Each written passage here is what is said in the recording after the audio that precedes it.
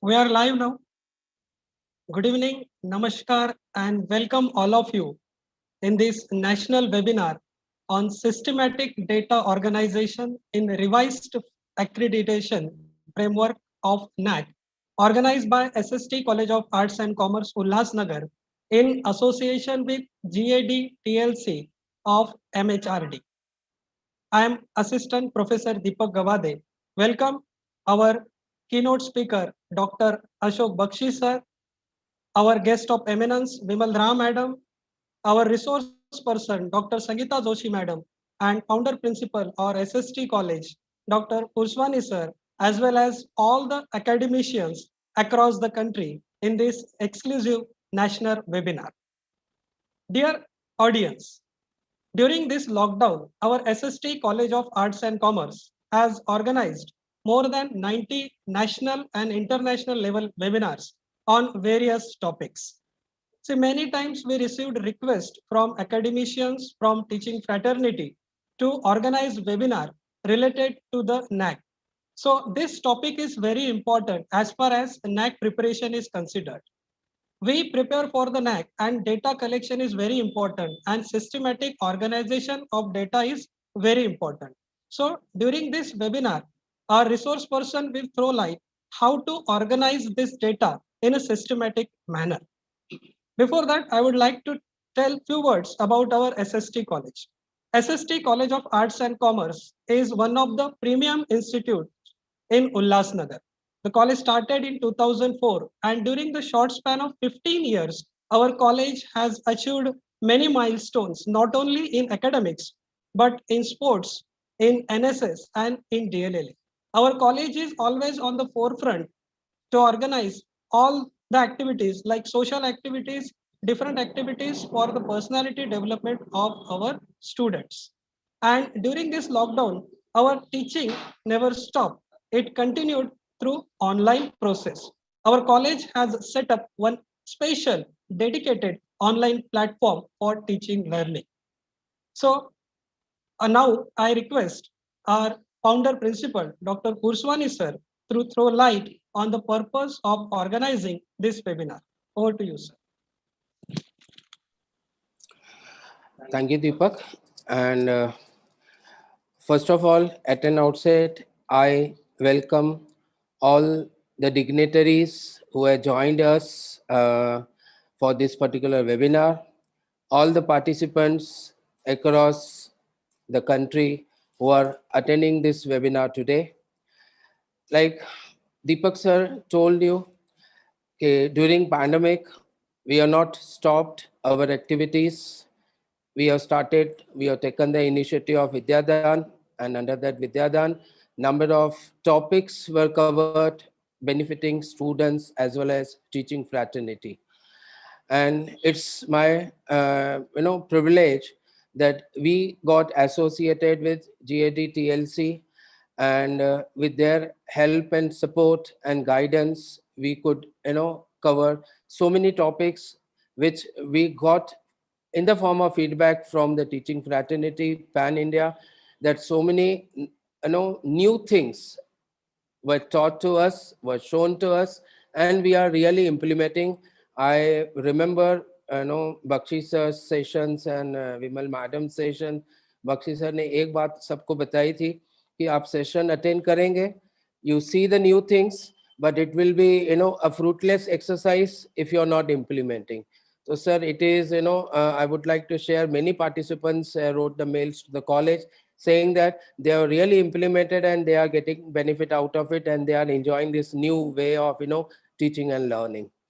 Secondly, since quite a long time we were getting requests from our different teaching groups, different colleges, saying that why can't we have a systematical approach to the NAAC, and can we make NAAC process as easy, NAAC made easy like this, they were saying. So we have accepted that particular thing, and we have initiated the process, and today is the first day we are starting with that particular thing. Now Deepak sir told us what is the topic title. It's documentation in the NAAC process, which is compulsory now for all the higher education institution across the country. As an education institution, we have so many datas. All the colleges, they are doing one or the other thing. The data is with them, but unfortunately the data is scattered. So today's this is the foundation of any college who is intending to go for the NAAC, that they should have all the data in a proper form, in a proper place, so that whenever the data is to be uploaded online, they should have the proper what you can say framework of the data with them. So NAAC will become easy for them. It's not that way too difficult. The Sangeeta Joshi madam, she is a renowned expert on this particular topic. She will make us comfortable. Everybody after this session will feel at home. Okay, whenever we hear the word NAAC, it's not something climbing the Himalayas. Sangeeta madam will make it like everybody will be forced to say like आसान है. NAAC is not difficult. It is very easy. But the thing is, we should know how to do it, how to make the systematic efforts to consolidate, to bring the data in one particular place, and from where it can go to the different stages. We'll see all these things in the webinars which are we are planning to conduct on this NAAC itself. And today's session, we are just laying the foundation stone for the NAAC process, that what is documentation, how important it is. It's not only for the NAAC, but it is for the personal growth of all of us as a teaching fraternity. When we go for CAS, when we go for other accreditations, whether we are uploading the data for MIS, NIRF, there are so many central agencies continuously, they ask for the data. So the data consolidation and data compilation, I suppose, is the first step towards this. And today we are starting the NAAC, how we can make NAAC process as simple as possible by starting with the documentation. So I think Sangeeta madam will take this lead further, and she will explain to us what is the documentation, how to go about.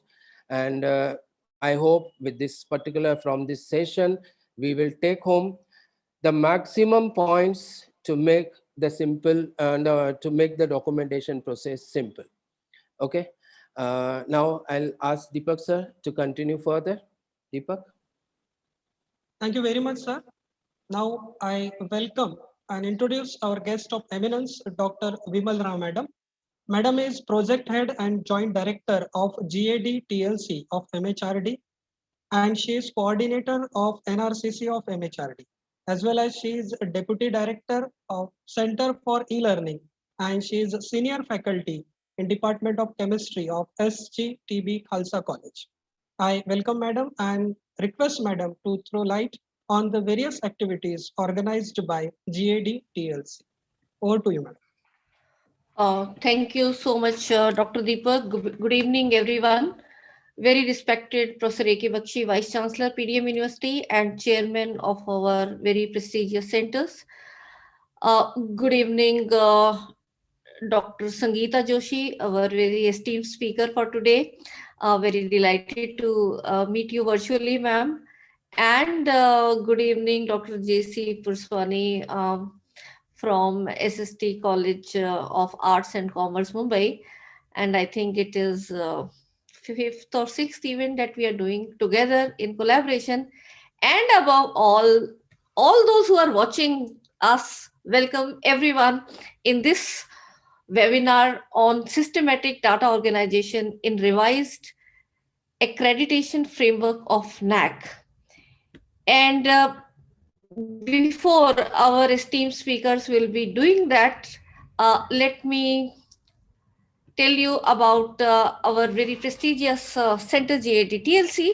So I welcome you on behalf of our center, which is located in SGTB Khalsa College, University of Delhi, from where I belong to. And this is the center of Ministry of Education under the very prestigious Pandit Madan Mohan Malviya National Mission on Teachers and Teaching. And perhaps after the UGC HRDCs, it is the PMMT centers now who have got the mandate of conducting the faculty development program, faculty induction program, and other webinars, workshop, our all small events or bigger events, you can all show to the NAAC team, because not only for your personal growth as teachers, they are fully accredited for your caste requirement, but they are also helpful in your institutional growth.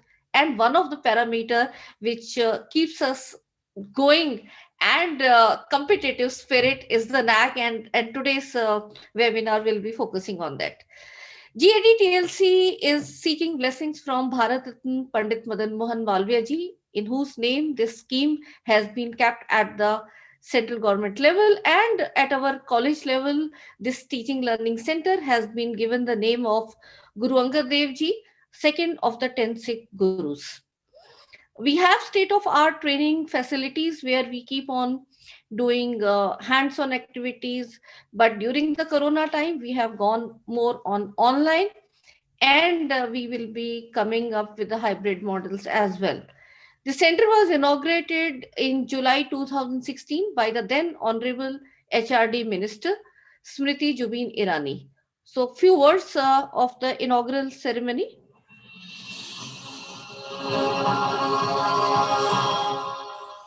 आज मैं विशेष रूप से बधाई देती हूँ professor Bakshi को, विमल जी को,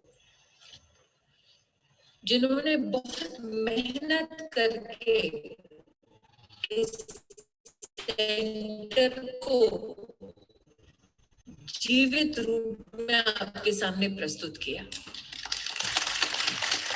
उदाहरण है कि भारत सरकार ने दिसंबर 2014 को माननीय प्रधानमंत्री जी के हाथों पंडित मदन मोहन मालवीय नेशनल मिशन को राष्ट्र के सामने प्रस्तुत किया, लेकिन उसमें हमने एक शर्त रखी कि जो भी इस प्रोजेक्ट से जुड़े वो स्वयं एक अनोखा टीचिंग लर्निंग का प्रस्ताव लेकर आए, और उस प्रस्ताव में जो अनोखा हो अथवा वो प्रस्ताव अगर शिक्षकों के माध्यम से आए तो विशेष रूप से हमारा सहयोग ऐसे प्रोत्साहित शिक्षकों को जो दूरगामी परिणाम देख सकते हैं, ऐसे शिक्षकों को समर्थन करने का हमारा प्रयास रहेगा। So I profusely thank Ministry of Education for giving us this opportunity where we can serve our fellow colleagues in not only upgrading their professional requirements, but also taking their institution and the students to be nurtured in a way where they are ready to take the global professional requirements and as well as become responsible Indian citizens. So around that, we had a unique idea where this is now being realized actually more in the corona times, that how the various ICT tools and the newer pedagogies have to be integrated in making efficient processes, whether they are the teaching learning, curriculum designing, MOOCs designing, or the assessment processes. So they are from the teacher's role, but then from institutional requirement also now we are working, and today's webinar will be focusing on that how as responsible stakeholders, as teachers, because NAAC committee, when it comes the accreditation it is looking for, it is very important that we are aware about the processes and how various tools can be used.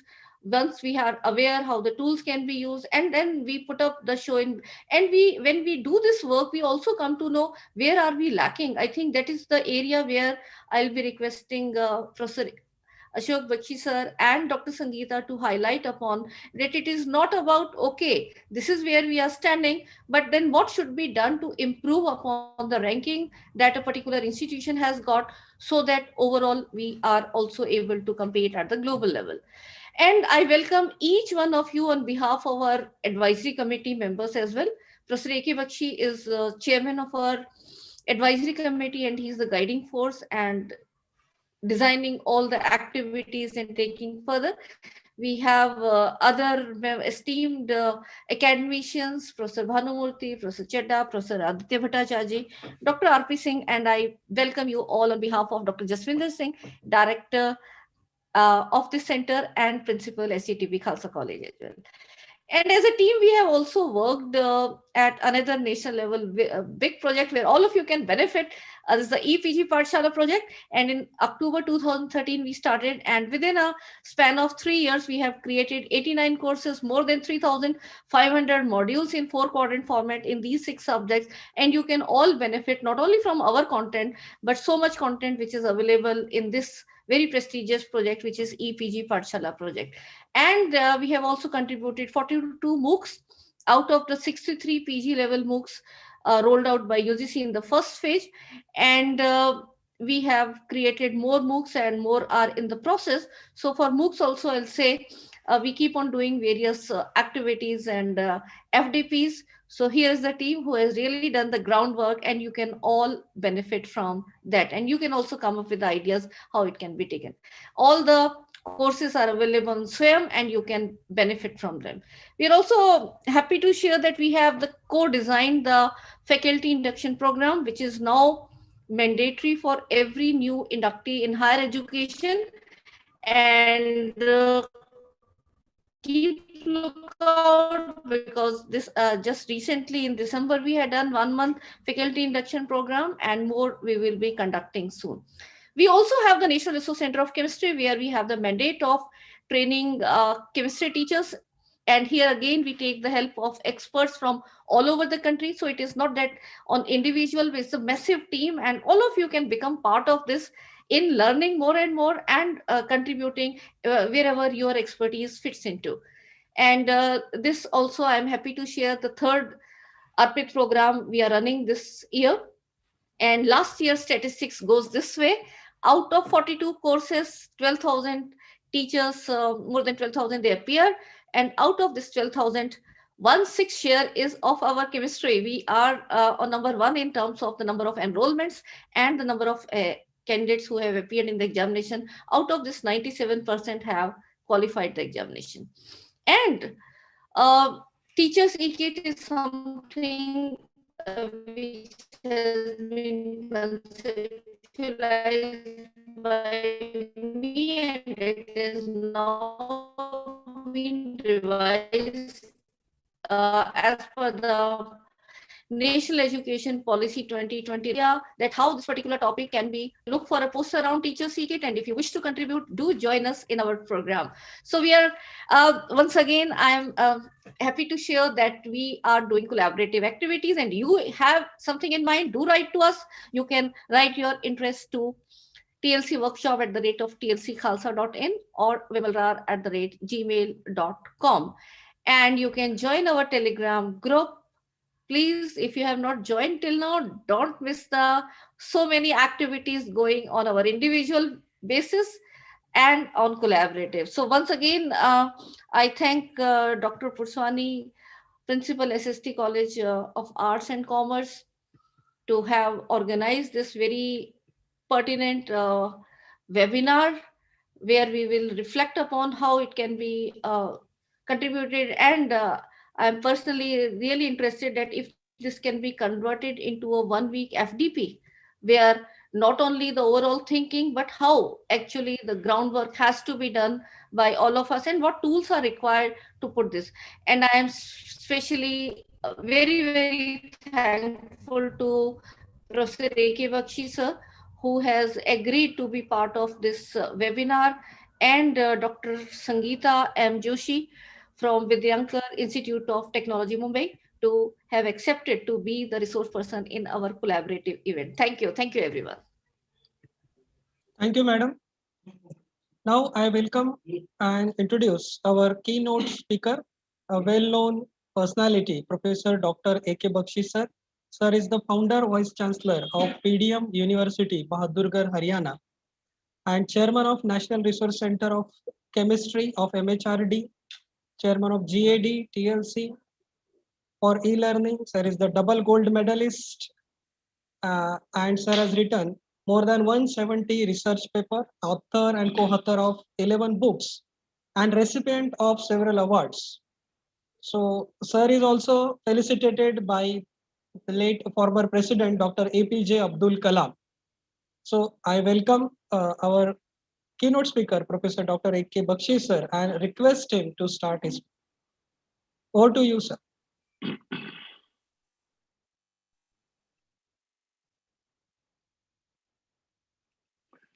Thank you very much, Dr. Deepak, for your very kind words of introduction.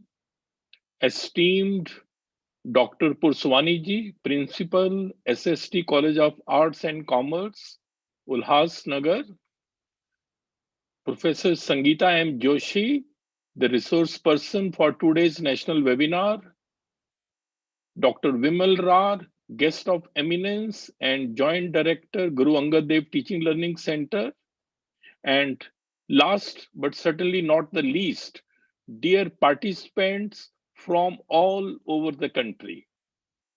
It's indeed a great pleasure and a privilege to be a part of this very important national webinar on systematic data organization in revised accreditation framework of NAAC. This is being organized jointly by S.S.T. College of Arts and Commerce and Guru Angad Dev Teaching Learning Center of Ministry of Education, Government of India. As you all know that Guru Angad Dev Teaching Learning Center is a very prestigious center of the country, which has been created under Pandit Madan Mohan Malviya National Mission on Teachers and Teaching. You know, this PMMNT is a central scheme of the government of India with a focus on teachers and their teaching. So our center has been conducting many such programs which are basically to empower teachers on various aspects of higher education. So in that series, today's national webinar assumes great significance because this is a webinar which is on a very, very important topic. We all have heard about NAAC. There must be questions in the mind of the people as to what is NAAC and what does it actually do, and why sometimes people are afraid of NAAC, scared. Please remember, NAAC is National Assessment and Accreditation Council. It was created in 1994 as an autonomous organization, which is a part of the University Grants Commission. The main focus of NAAC is to do two things. One is to assess, and the second is to accreditate. So the question comes, what do you assess and what do you accreditate? You know, you have to be very clear that NAAC is basically to help in improving the quality of education imparted in India. At present, there are nearly 1,000 universities, almost 50,000 colleges, which include nearly 10,000 standalone institutions, which are imparting education in the country. So there is a lot of difference in the quality of education being imparted by these institutions. As a matter of fact, there are at present 385 private universities in India also. And then there are many private colleges also. So, you know, they may be private or they may be government. One thing is common, that everybody wants that they should impart high quality education. So how to ensure that the quality of education imparted is really of high quality. Every college, every university, every institution from its own side tries to do its best. But then who will ultimately decide? So the role of NAAC has to be considered from that perspective. So NAAC has developed a process. It has evolved a criteria. There are actually 7 criteria under which there are many key indicators. So every institution is actually expected to write a report for each criteria and for each key indicator that will give a assessment report to the NAAC. That is basically how to start with. And then there has been earlier a peer team which visits the institution. And then, peer team assesses the report and sees first-hand information, and then ultimately, based on its recommendations, it accreditate. Accreditate means it gives some, recognition. Yes, this is an institution with this grade. This stands at this level. This stands at this level. So that is basically the main purpose of NAAC. Once you know that you are A grade, then it means you are quite good, but then still you can become very good. You can still become better. If you are B grade, you can still improve. So that way, by knowing where your institution stands through NAAC accreditation, you can always improve on various parameters, various indicators. And if in one cycle your grade is not very high, you can again do it after a few years. So that is how you can keep on improving the quality of education being imparted. So the role of NAAC has to be seen in that perspective as a central agency of the government which looks at all institutions nearly in a uniform way. But one thing is also very clear. There is a difference also. If NAAC is coming to university, the parameters and key indicators are slightly different. Their weightages are different. But if it go to constituent college of a university, or if it goes to affiliated college of a university, again, the parameters and key indicators are different. But whatsoever it is, that is basically the role of NAAC. So therefore, you should try to do your best, but in the light of your score, you should try to improve further. That is what is expected. Because, in India, there is a serious concern about the quality of education being imparted in India. And the main parameters, if you look at, one is, of course, curriculum. This is very important parameter, very important criteria. Then comes teaching learning. Then comes evaluation. Then comes research also. And then many other infrastructure, leadership, student progression. So many are there. So, the hallmark of an education system is that it should change with the changing times.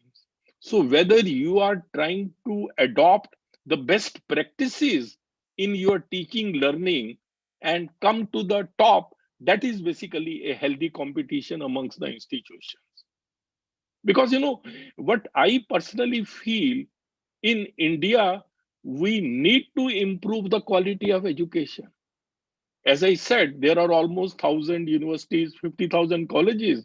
But if you look at the world ranking, the only institute which is coming to the top, according to the QS World University Rankings 2021, is IIT Bombay with 172 position. And for only university which is coming in top 500 is University of Delhi with position of 501. So then Why is it that none of our major institutions are able to come to the top ranked universities or institutions in world rankings?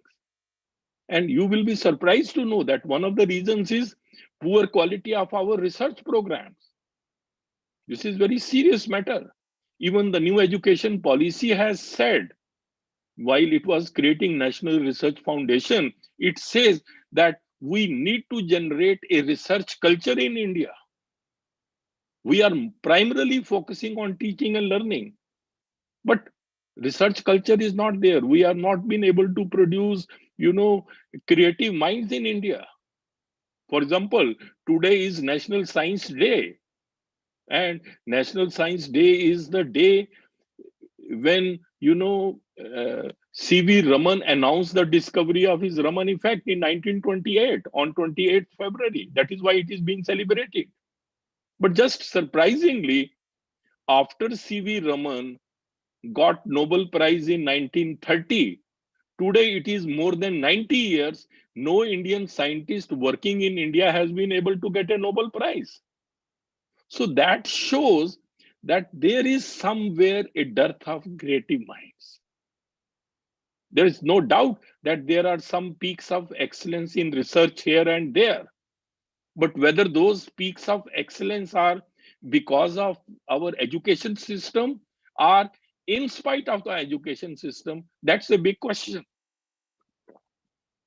So, ladies and gentlemen, what I really wanted to say is that in our education system, we will have to enhance the quality of our education. We will have to improve our curriculum. Most of the universities and colleges have very heavy syllabi and very outdated syllabi.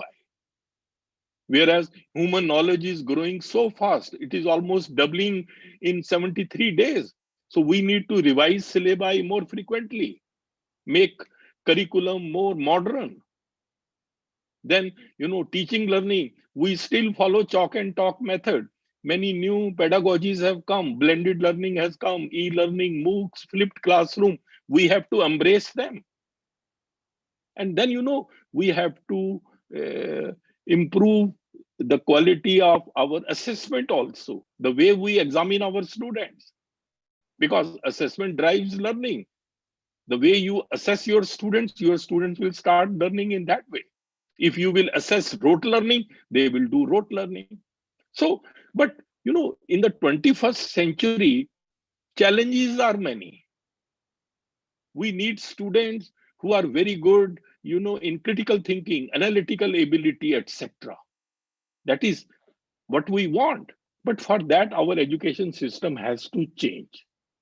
And I'm very happy that this today's webinar is being organized, which will cover on many of these aspects. Especially the focus of today is on data organization, how you should present your report. But certainly the things will come as to what all NAAC considers for accrediting you, for giving you any grade. And in the light of that, when you prepare a report, then you realize, oh, we never paid attention to this. We should have done this. We never did conferences. We never did workshops. We never built infrastructure. Our governance is poor. Our administration should be lacking. These are the best practices we should adopt. Then you realize. But even if the realization comes and if you improve, it's still a big thing. That's basically the spirit behind NAAC. So nothing to be scared of NAAC. We should embrace, because it is our own organization. I have been a member of so many NAAC teams all over the country. And I personally feel in this way, when a NAAC team is to come, colleges or institutions prepare very hard. And in this process, they learn a lot also. Yes, we have been able to make a report. We have come to know what are our shortcomings, what are the loopholes, and that let us view that as a positive development, which will help you maybe for the next cycle 2 or cycle 3 later on. So everything is to be seen from that point. And why we have created this, you can very well understand the concern of the government that our students should get the best quality education. That's basically our concern. Because there are almost, so many teachers.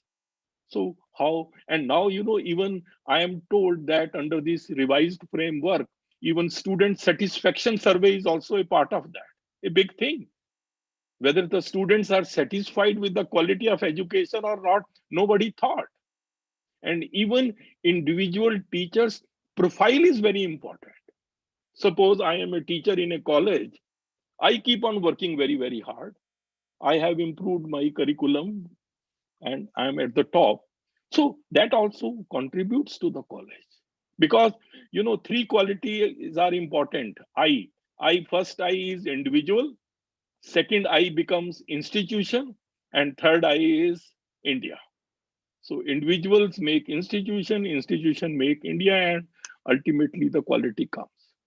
So I won't take much time because our esteemed speaker, Dr. Sangeeta Joshi, is already there.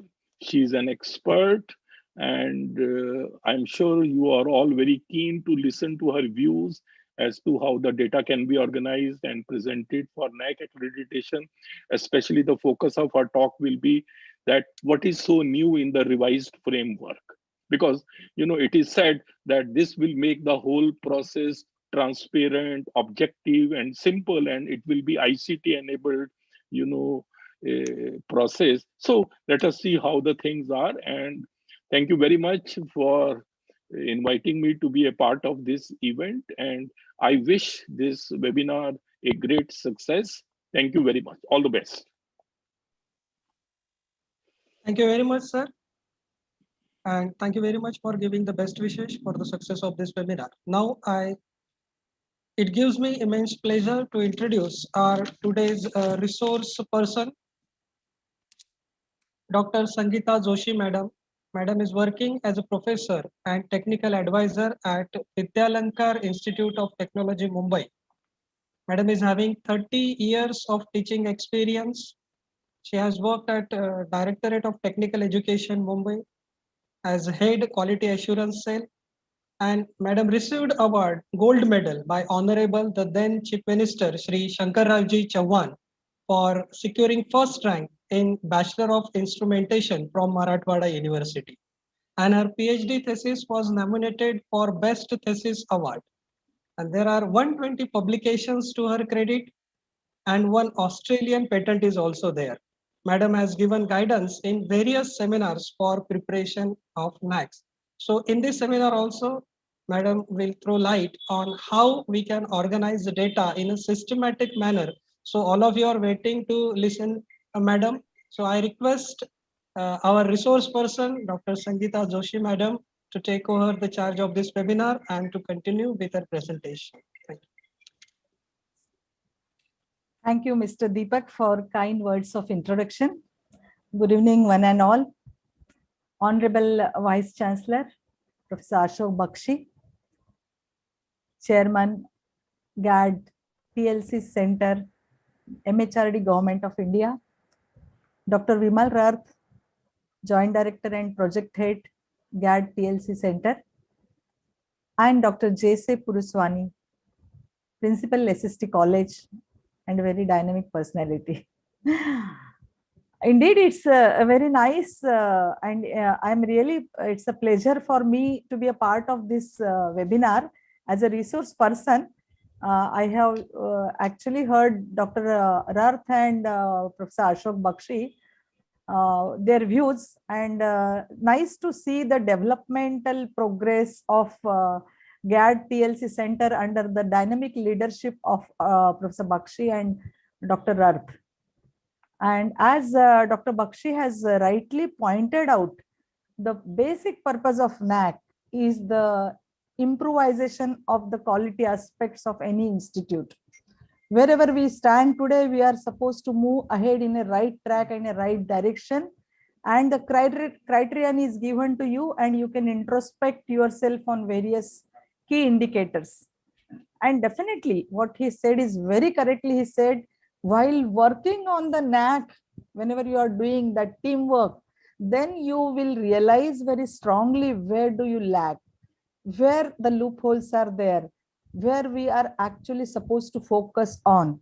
So that is how you look at the NAAC from this instrument point of view, rather than just for the sake of name, fame, or branding the image. Because he also made a very nice point that it actually gives a personality development of each and every stakeholder. And that is very true. Today, I am here in front of you because of this, my interest, keen interest, and the opportunity that I received from my institute to work on NAAC. And therefore, I could develop some kind of expertise, and the work which we have done, I would just like to share it with you.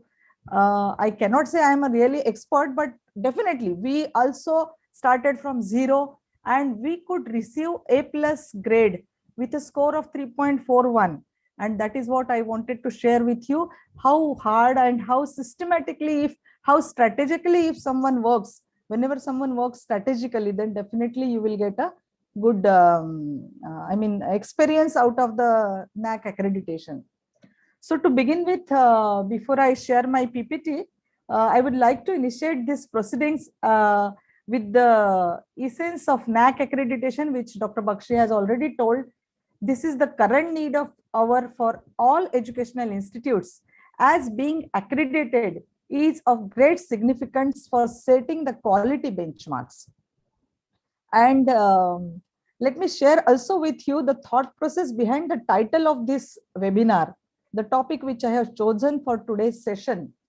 After working very rigorously towards the NAAC accreditation at my institute almost for more than 2 years, it is strongly realized that the institute's data with respect to various systems, processes, as well as the activities, it is really very crucial. And it is having a lot of weightage in the NAAC accreditation process. And therefore, the data collection, data organization, strategic planning for the data organization, and presentation of this data while uploading the SSR really is very important. And therefore, since this is the first session, I would definitely like to focus on some basic concepts which one needs to have while organizing this data. Moreover, I have visited many institutes, and it has been observed that there is especially in the arts institutes, huge amount of data is there, but handling data, organizing this data is a difficult task. And keeping all this in mind, I decided to speak on this topic, looking at its importance from the weightage point of view in a NAAC accreditation. So let us start. Let me share my screen with my PPT. Could you please permit me to share my screen, Mr. Deepak? Yes, madam, you can share your screen. Please share. This is giving me the message, host disabled participant screen sharing. Just a minute.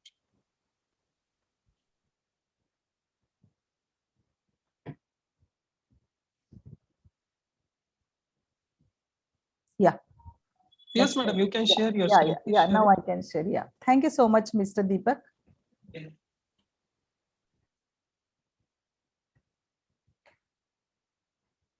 So that is how the topic of this seminar today is, the webinar today is the systematic data organization and presentation in the revised accreditation framework of NAAC. And I am thankful to S.S.T College of Arts and Commerce, Ulhasnagar, Thane, and Gad TLC, MHRD Government of India for organizing this program and inviting me as a resource person. Let us start. And before I start, let me brief with you about my institute. This is an engineering and management institute accredited by, this is affiliated to University of Mumbai and approved by AICTE Delhi. And 3 of our programs are accredited by the NBA accreditation. And whatever the success or the institute's progress we are seeing today, it is nothing but the result of the saplings which are planted by late Professor C.S. Deshpande, who is the founder of our institute. Then this institute is the internationally acclaimed Design Shaver Award is received to this institute, which is regarding the architectural excellence, and that is conferred in the year 2007. And the top institutional theater design in the world award for our auditorium is received in the year 2014 at New York. And Vidyalankar Auditorium has been featured in the Home Train magazine as well as the International Professional Lighting Design magazine in 2014. And I would like to share with you that many architecture students, they actually take the case study for their curriculum of our institute. Because if you visit my institute, it is nevertheless, you will find that it is a typical architectural structure for an educational institute. It is something very unique and different. And one more feather in cap and significant milestone of this institute is the NAAC accreditation, which we received on March 2019 with a score of 3.41. And when we received after the declaration of this result, that time we actually stood ranked first in the state of Maharashtra, and all over India it was ranked first in the A+ category. And this is my highly motivated and very efficient NAAC core team. They walked that extra mile and put in their best effort to get these grades. And it's not only my, and I would like to share with you that NAAC peer team visit when it had happened. The experts actually made a comment on my core team that Vidyalankar faculty is the strength of Vidyalankar. It's not only faculty, they also mentioned very categorically that our honorable trustee, Mr. Vishwas Deshpande, and our director, Mr. Milind Tadwalkar, they worked as hard as any other staff member. And they could really sense the positive vibes on our campus. So these are some celebration of success moments. And let us now start with today's webinar. The outline, I will proceed like this. Let us first start with which are the basic NAAC documents. Those are required, as well as the an overview of the self-study report, because this is very important. Which documents are required? Most of the times, one of the documents, if you are forgetting, then at the time of uploading, it would be very difficult for you to manage or to get the data and compilation for that document. So I am giving you the overall documents which every NAAC core team member is supposed to go through. And of course, for any, as Dr. Bakshi said very rightly, mindset is very much required. Every stakeholder's efforts towards the institutional development is required. From that point of view, couple of slides on mindset development, without which institute's progress is really very difficult. Then the systematic data organization, because huge amount of data we are having, and there are many quantitative metrics.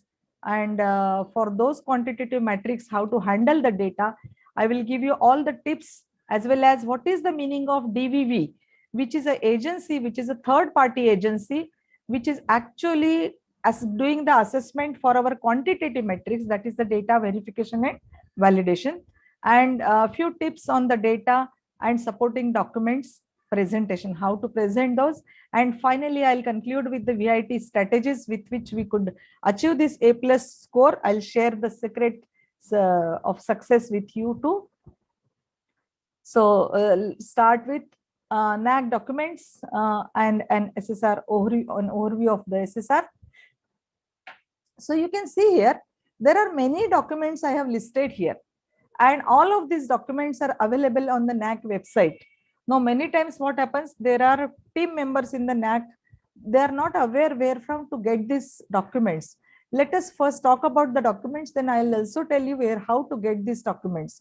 So the first and foremost thing is the Institute Information for Quality Assessment, that is the IIQA form. So this IIQA format is available. Most of the times you'll find that it is the institutional profile, data related to the teachers post and sanction post and students on enroll, your programs and all those. Then NAAC manual, one is supposed to go through very rigorously through the NAAC manual, and every now and then NAAC officials, they are making changes, they are doing the amendments in this NAAC manual. But what is happening that they are not actually notifying the where and what changes they have made. So in order to understand that, you are supposed to go through the entire manual where the change has been made. And recently they have updated this manual on 16th of November 2020.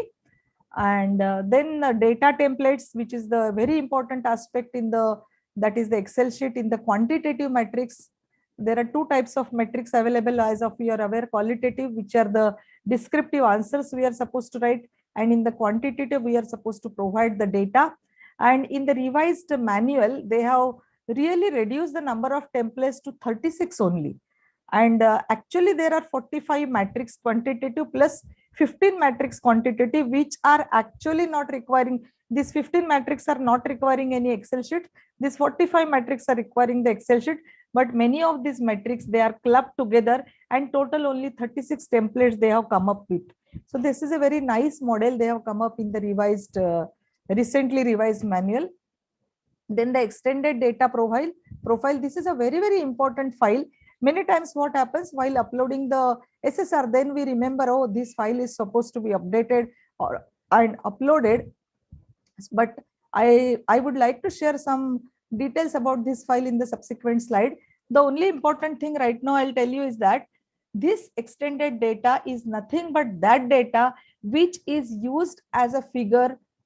This figure is used as a denominator in the formulae that throughout the NAAC manual, whatever we are using. You might have noticed that there are many formulae in each and every metric. So in those formulae, whatever is the denominator, so that denominator is derived from this extended data profile figures. Okay. And then the standard operating procedures, NAAC is really kind enough to provide us the guidelines, very detailed guidelines on the extended data profile, as well as for each and every quantitative metric, what kind of data you are supposed to upload. Because many times what happens, there are many colleges I have seen that people are unable to understand the interpretation of the data. I mean, what is asked in the metric.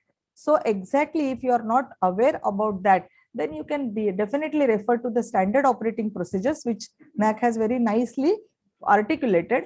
And one can go through that for as a guideline.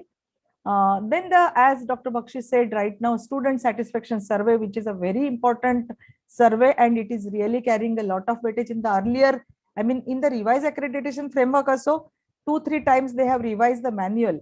Now recent manual says that it is having a weightage of 30 marks. But earlier when we did the accreditation, that time it was having a 50 as a marks as a weightage. I'll also speak about the student satisfaction survey slide a little later. And finally, the IQAC, as Dr. Vimal also was telling, that ultimately we should talk about the improvement or the progress of an institute, how the quality can be assured, or how can you ensure the quality of an institute. So that all happens through the internal quality assurance cell.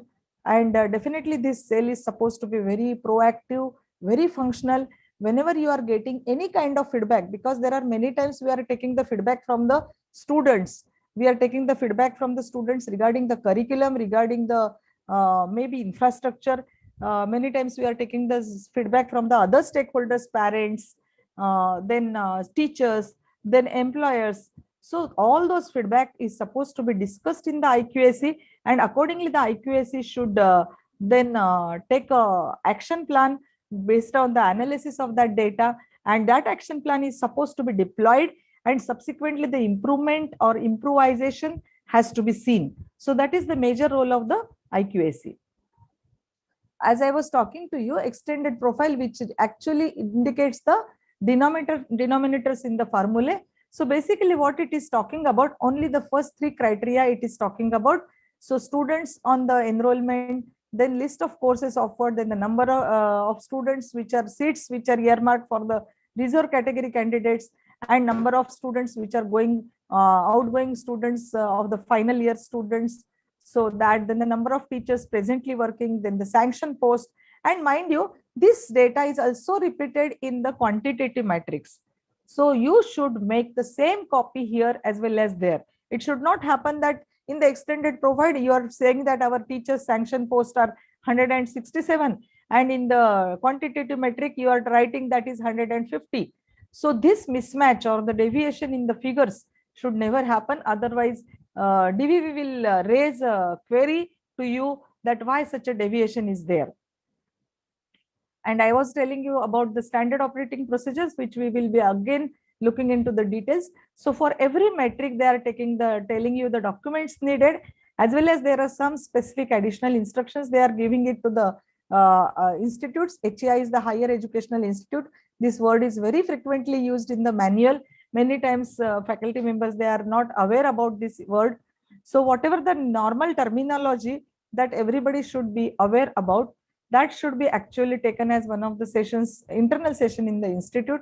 And they have very categorically told you which data is not to be included or not to be considered, because there are some misinterpretations. And by any chance, if you are doing that, you're uploading the wrong data, which is not expected by NAAC, then you feel that you have uploaded the data, everything is there, supporting documents are there, why I am getting the 0 marks? So the thing is that you must have uploaded the data in this column, or the data is not correctly interpreted.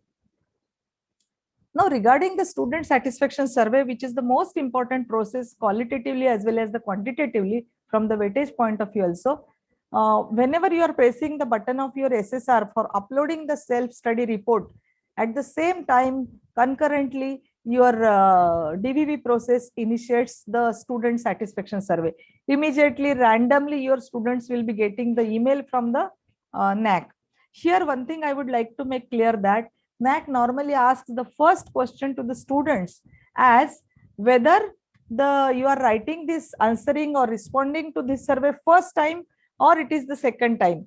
Then normally what happens, normally institutes, they take the practice or maybe mock SSS in the institute.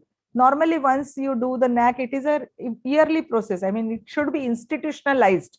It should be the work culture of your institute that every year you are taking a student satisfaction survey. But if it is your first cycle and as a mock SSS you have conducted that, then in that case your students would be actually confused with this first question of NAAC, and they would say, no, this is first time I am doing, because once in a college I had done this and now also I am doing this. So in that case, what happens, NAAC will think that it is actually NAAC is asking you because NAAC is randomly sending the questionnaire to the students. So it might happen that the same student is getting the questionnaire twice. And from that point of view, NAAC is asking you whether you have received this questionnaire second time or the first time. So in that case, if the students are received from the NAAC, it is the first time, then they should say, no, I am receiving it first time only. So that we are supposed to make aware the students about. Then institute has to strictly upload the 50% of the currently enrolled students. Earlier it was 100%. Now they have made it 50%, and there are some clauses, I mean, enrollment or the ID of the student, college ID, Aadhaar card, whatever is. So that information we are supposed to give. And here one more thing I would like to tell you that normally what happens, students, they have their Gmail IDs. Our institute is having some institute IDs. So you make sure which ID students normally look into. What is the practice of daily observing those email IDs? Those email IDs only you collect from the students, and that only you give it to the NAAC. Otherwise, what happens? Many times we give the IDs of the students which are not functional, which are not working, and the email actually would be given to those IDs, and students will not be able to access those emails. So you ensure that you validate that their email IDs, they are functional, they are using that, and then only you give it to the NAAC. Then there are actually 20 objective questions and one subjective question. Earlier, NAAC used to give this to the colleges, that survey, so that colleges to some extent can analyze what is happening. But nowadays, they are not sharing this data with the students or with the institutes. But definitely we can do it at our level, and we can analyze that. And then if these responses are, what is the measure? They actually has to be 10% of the student population. If that is done, then it is okay, or minimum 100. So whichever is the lesser, they will stop at that point of time. Supposing your students enrollment or the total population is 300, then 30 is the 10%. So if 30 students have responded, they will stop there. Or if your population of the students is 3000, they're expecting 300, but 100 even if they are getting, then they will stop. In case of universities, that figure is 500, 10% or of the student population or 500. But of course, if they are getting the responses lower than this, despite throwing or floating the mails to the students more than a couple of times, then definitely this metric will not be taken up for the evaluation, and that is a great loss to the institute, because it is having a weightage of 30 marks. And of course, only 1 month it is SSSS will be completed within 1 month after its initiation. So we are supposed to ask students, if you are getting the mails, then please respond to the mails, please give your feedback, and never ever ask that student to come to the college and give their feedback, because that is not a correct practice. It is not an ethical conduct. So let them give from their own computers, own laptops, sitting at home, wherever they are. Okay. So moving further, as I was telling you, this is the NAAC website. So everyone is supposed to know this, because during the peer team, they might come and ask any non-teaching staff also, where is the NAAC office? What is the website of NAAC? So that time everyone is supposed to be educated regarding the NAAC website also. And how to get the documents, which I have just spoken about. So that is the, you have to scroll down till the last, and then you will get a button, apply online. Actually, this nomenclature is a bit misleading, because apply online you will never press, because you are not applying to anything online as such for accessing the documents. But you are supposed to press this button, and then you will be getting the list of documents. So this is I have taken a snapshot of Institutional Accreditation Revised Manual for affiliated colleges like S.S.T college or my college. Recently, it is updated on the 16th of November 2020. And these are the actually documents which you can download along with these two manuals. And manual is given in the PDF as well as the Word format. I would suggest you to download Word format, because in the Word format, cut paste can be very easily possible, because whenever you are actually forming a team, then it is not the thing that I am only giving my Excel sheet. But every time you are supposed to give the actual metric title, then what is the body of the metric, then what are the documents asked. If that is carrying, then definitely that will facilitate you to a large extent. Then many times students, many times faculties actually get confused while by mistake they download UG college or PG college. So appropriately download. If your college is having a PG, then please download all from the PG only, because there would be a minor difference between UG and PG. So just I'll tell you the NAAC procedural details. Anytime institute login is possible. Earlier they had a window of June and January, but now that is removed. Anytime you can log in into the window. Then IIQA, anytime during the year you can submit. But my sincere submission here is that while uploading the SSR, because IIQA, once it is approved, then you are getting the only 45 days from the approval of the IIQA to upload the SSR. So my sincere submission is that you please keep everything ready with you, and then only you upload your SSR. Once you are sure that my all documents, everything strategically planned, everything is ready, and don't make a mistake of giving login and password to each and every criteria in charge. Let be the only one NAAC convener as a process owner for the entire process for uploading the SSR. Then only the NAAC convener will understand which part is redundant, which part is yet to be loaded, which part is not yet to be loaded. So let the control be in one hand only, and strategically plan that process also. My submission is that whenever you are submitting the SSR, so that time you try to choose the, today only afternoon when I was talking to Dr. Puruswani, he was telling that the S.S.T college would be starting in the month of June, July, and probably in the before Diwali you would be uploading. So that is the right time, I suppose, because uploading in the month of June and July is not the right time. Why? There are two things which prominently makes the difference. The one is that audited balance sheet, financial audited balance sheets, which are not available before the September, and then DVV would be raising the query for that, and unnecessarily you are making a long list of queries by the DVV. The second thing is that the higher education. Now, maybe for your college, it might not make any difference, but for professional institutes like my institute, engineering colleges, definitely it makes the difference, because the higher education data, because the foreign countries, foreign universities, they won't start before the September or October. So that data won't be available, factual data. And therefore, you might need to keep that in an optional metric. But now that provision also is not there, because now it is carrying a 20 marks weightage. And now 20 marks question is not supposed to be put in the optional, that they have removed now in the revised recent manual. So September ke baad ka period is the best period for uploading the SSR. Student satisfaction I have already spoken. DVV also I would be speaking in elaborative way. And then once DVV, now what is the role of DVV? DVV would be assessing all your quantitative metrics.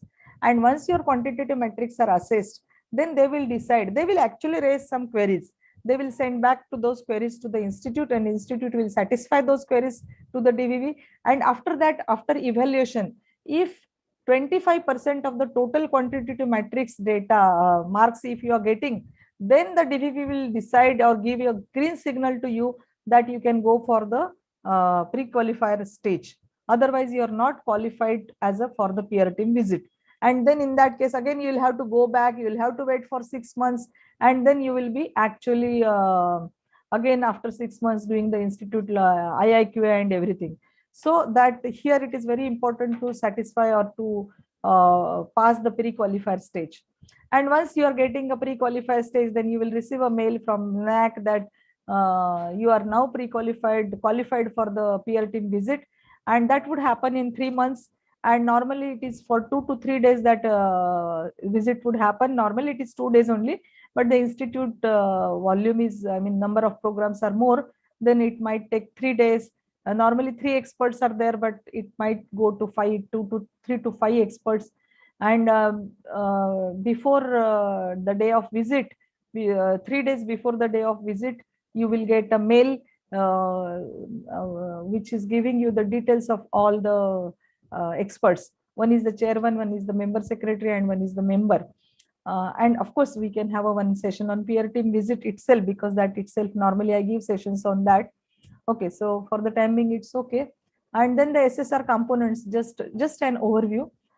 In the executive summary, normally what is expected is the 5,000 words. And there it is expected that every criterion is to be summarized into 50 words. Now, normally what happens, everybody tempts to write or read the other SSRs. That is the normal practice. But as Dr. Bakshi also said that it is a rote learning or copy paste, creativity stops. Then you can't think of yourself. Then you start, your mind tempts to follow that wording or maybe the articulation, and then you start writing in the same fashion. And moreover, what happens, you start using the generic words. Hamare yahan atna hai, we do the value added courses, bridge courses, we are having the Friday Pathshala and all those things. But if these things are very generic, and maybe other colleges are also having those things, so what is great about your college? So you should write in this criteria summary very specific quantified words, which will say that it is unique to the S.S.T college or unique to your college. So that is the important message I wanted to give from the executive summary. Then the institutional profile, which is a normal institutional data, like number of courses, number of programs, teachers, students. Extended profile, I have already told you, and here is the major important component, that is the QLM and QNM. Now we will start practicing these words in the college also, like this QLM and QNMs.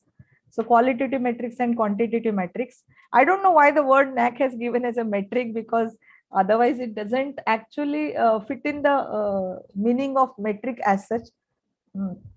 But anyway, we will also start using the same word.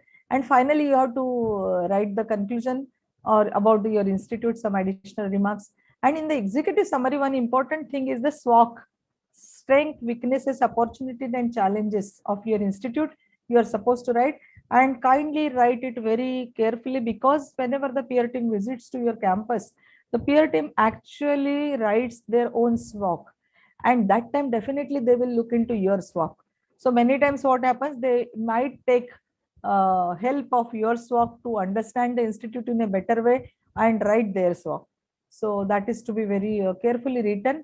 Of course, this SWOT is to be revisited every some periodic days. It is up to the institute whether it is to be taken in general body or IQAC or some other forum. And then the optional matrix. This optional matrix I would like to take in detail because these are the not applicable matrix. What is the philosophy behind this? Whenever the NAAC started long back, so that time the ground realities of every state they were not aware about. And there are many metrics they later on observed that which probably it is difficult for every institute to respond to those metrics. For example, outside state candidates or the students. So in Maharashtra, state of government of Maharashtra, they had for engineering courses some 10% quota as a OMS quota earlier. But now it is, I mean, it is up to the government regulatory authorities, but institutes are not supposed to take the students in the institute quota, they can take. But there are some constraints in the gating that is not the target, in fact. So in such cases, they have introduced the optional metrics. Maybe there are some institutes which are remotely placed, they also might find it difficult to get some kind of students, even the reserved category kind of students. So from that point of view, this optional metric concept they have introduced, so that later on, I mean, once you complete the SSR, then you will realize that, okay, I cannot score in this metric, so let us go put this metric in the optional. But what happens, there are some constraints they have put, and those constraints are listed in the appendix 3. So guidelines are listed in the appendix 3, and qualitative metrics definitely cannot be opted. Only quantitative metrics can be opted, and that too from the criterion 1, 2, and 7. All metrics are essential. You cannot opt any metric from 1, 2, and 7. From the rest of the metric, again the constraint is that only metric which are having a weightage of 10 only can be opted, and metrics with maximum weightage of 10 per criterion, is meaning that criteria 3, criteria 4, criteria 6, 5, इसमें only per criteria 10. That means you can take 3 ka 10, 4 ka 10, and 5 ka 10, or 3, 5, 6 ka 10. Out of this 4 criterion, only 3 criterion, 10, 10 per criterion you can make a choice, and maximum 30 is the weightage given. Of course, although you are putting that in optional, you still need to exercise for SSR submission. I mean, that optional matrix also you are supposed to put it into your SSR. You cannot leave that as a blank.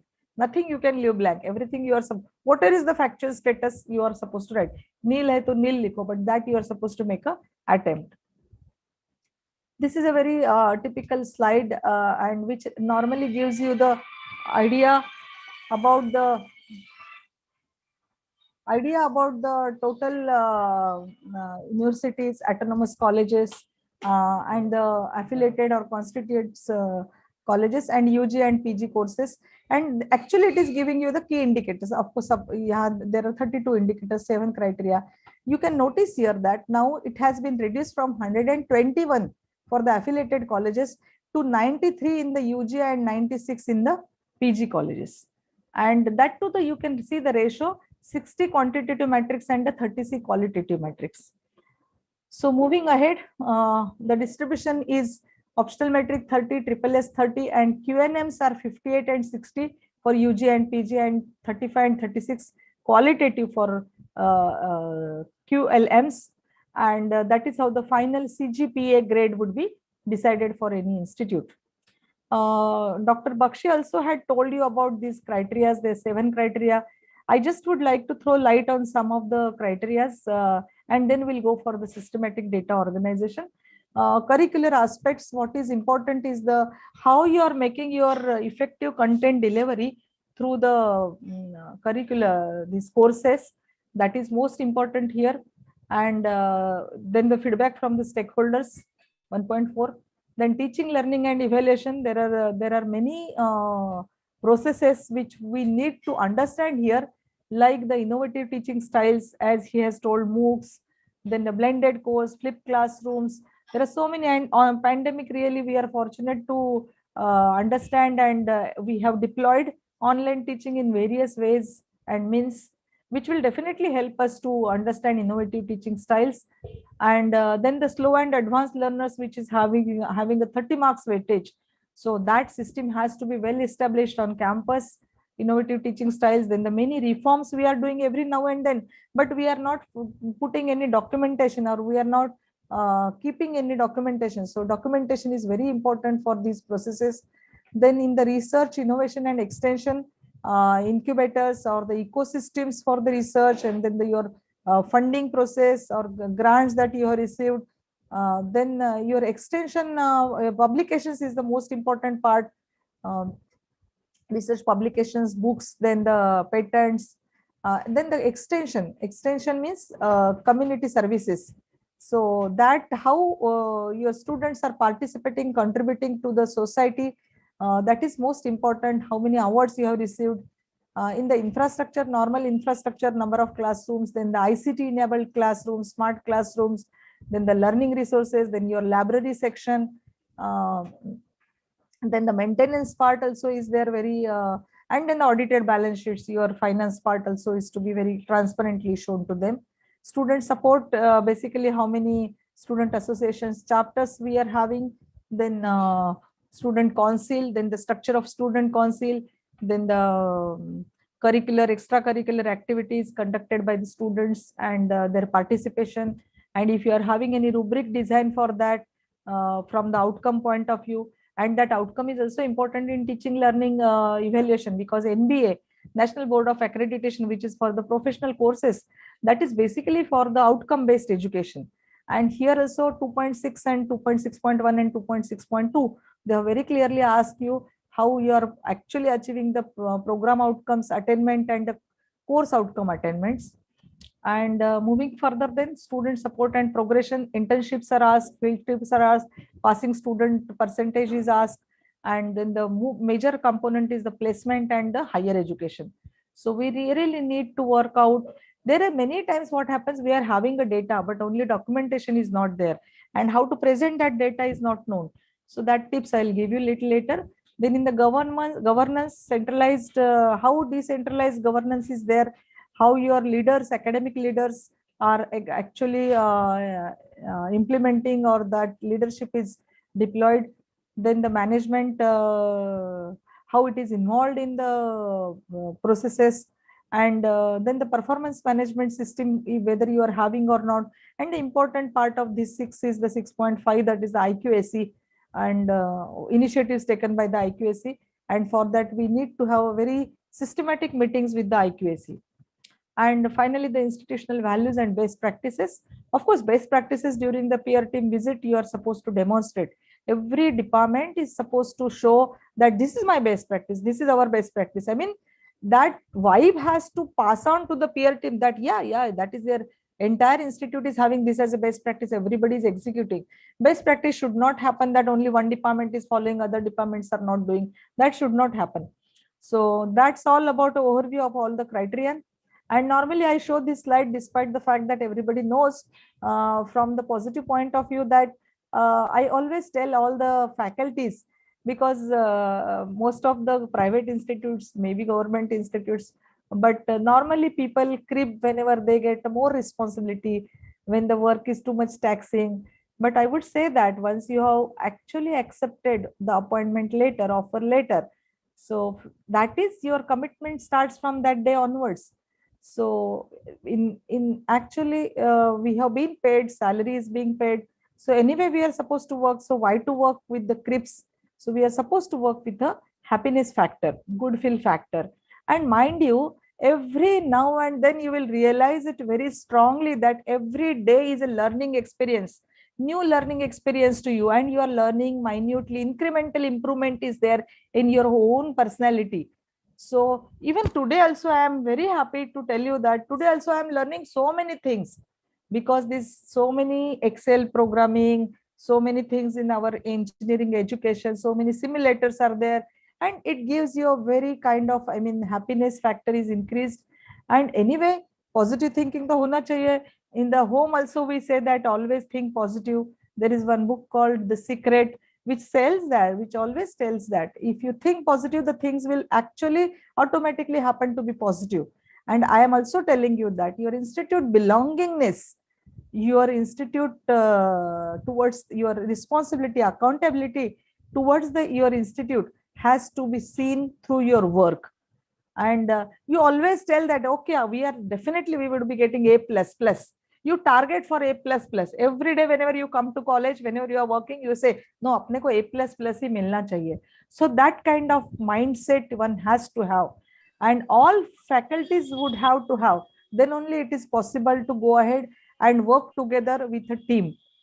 So team meaning is there. That is together, that achievement is there. Now mindset development.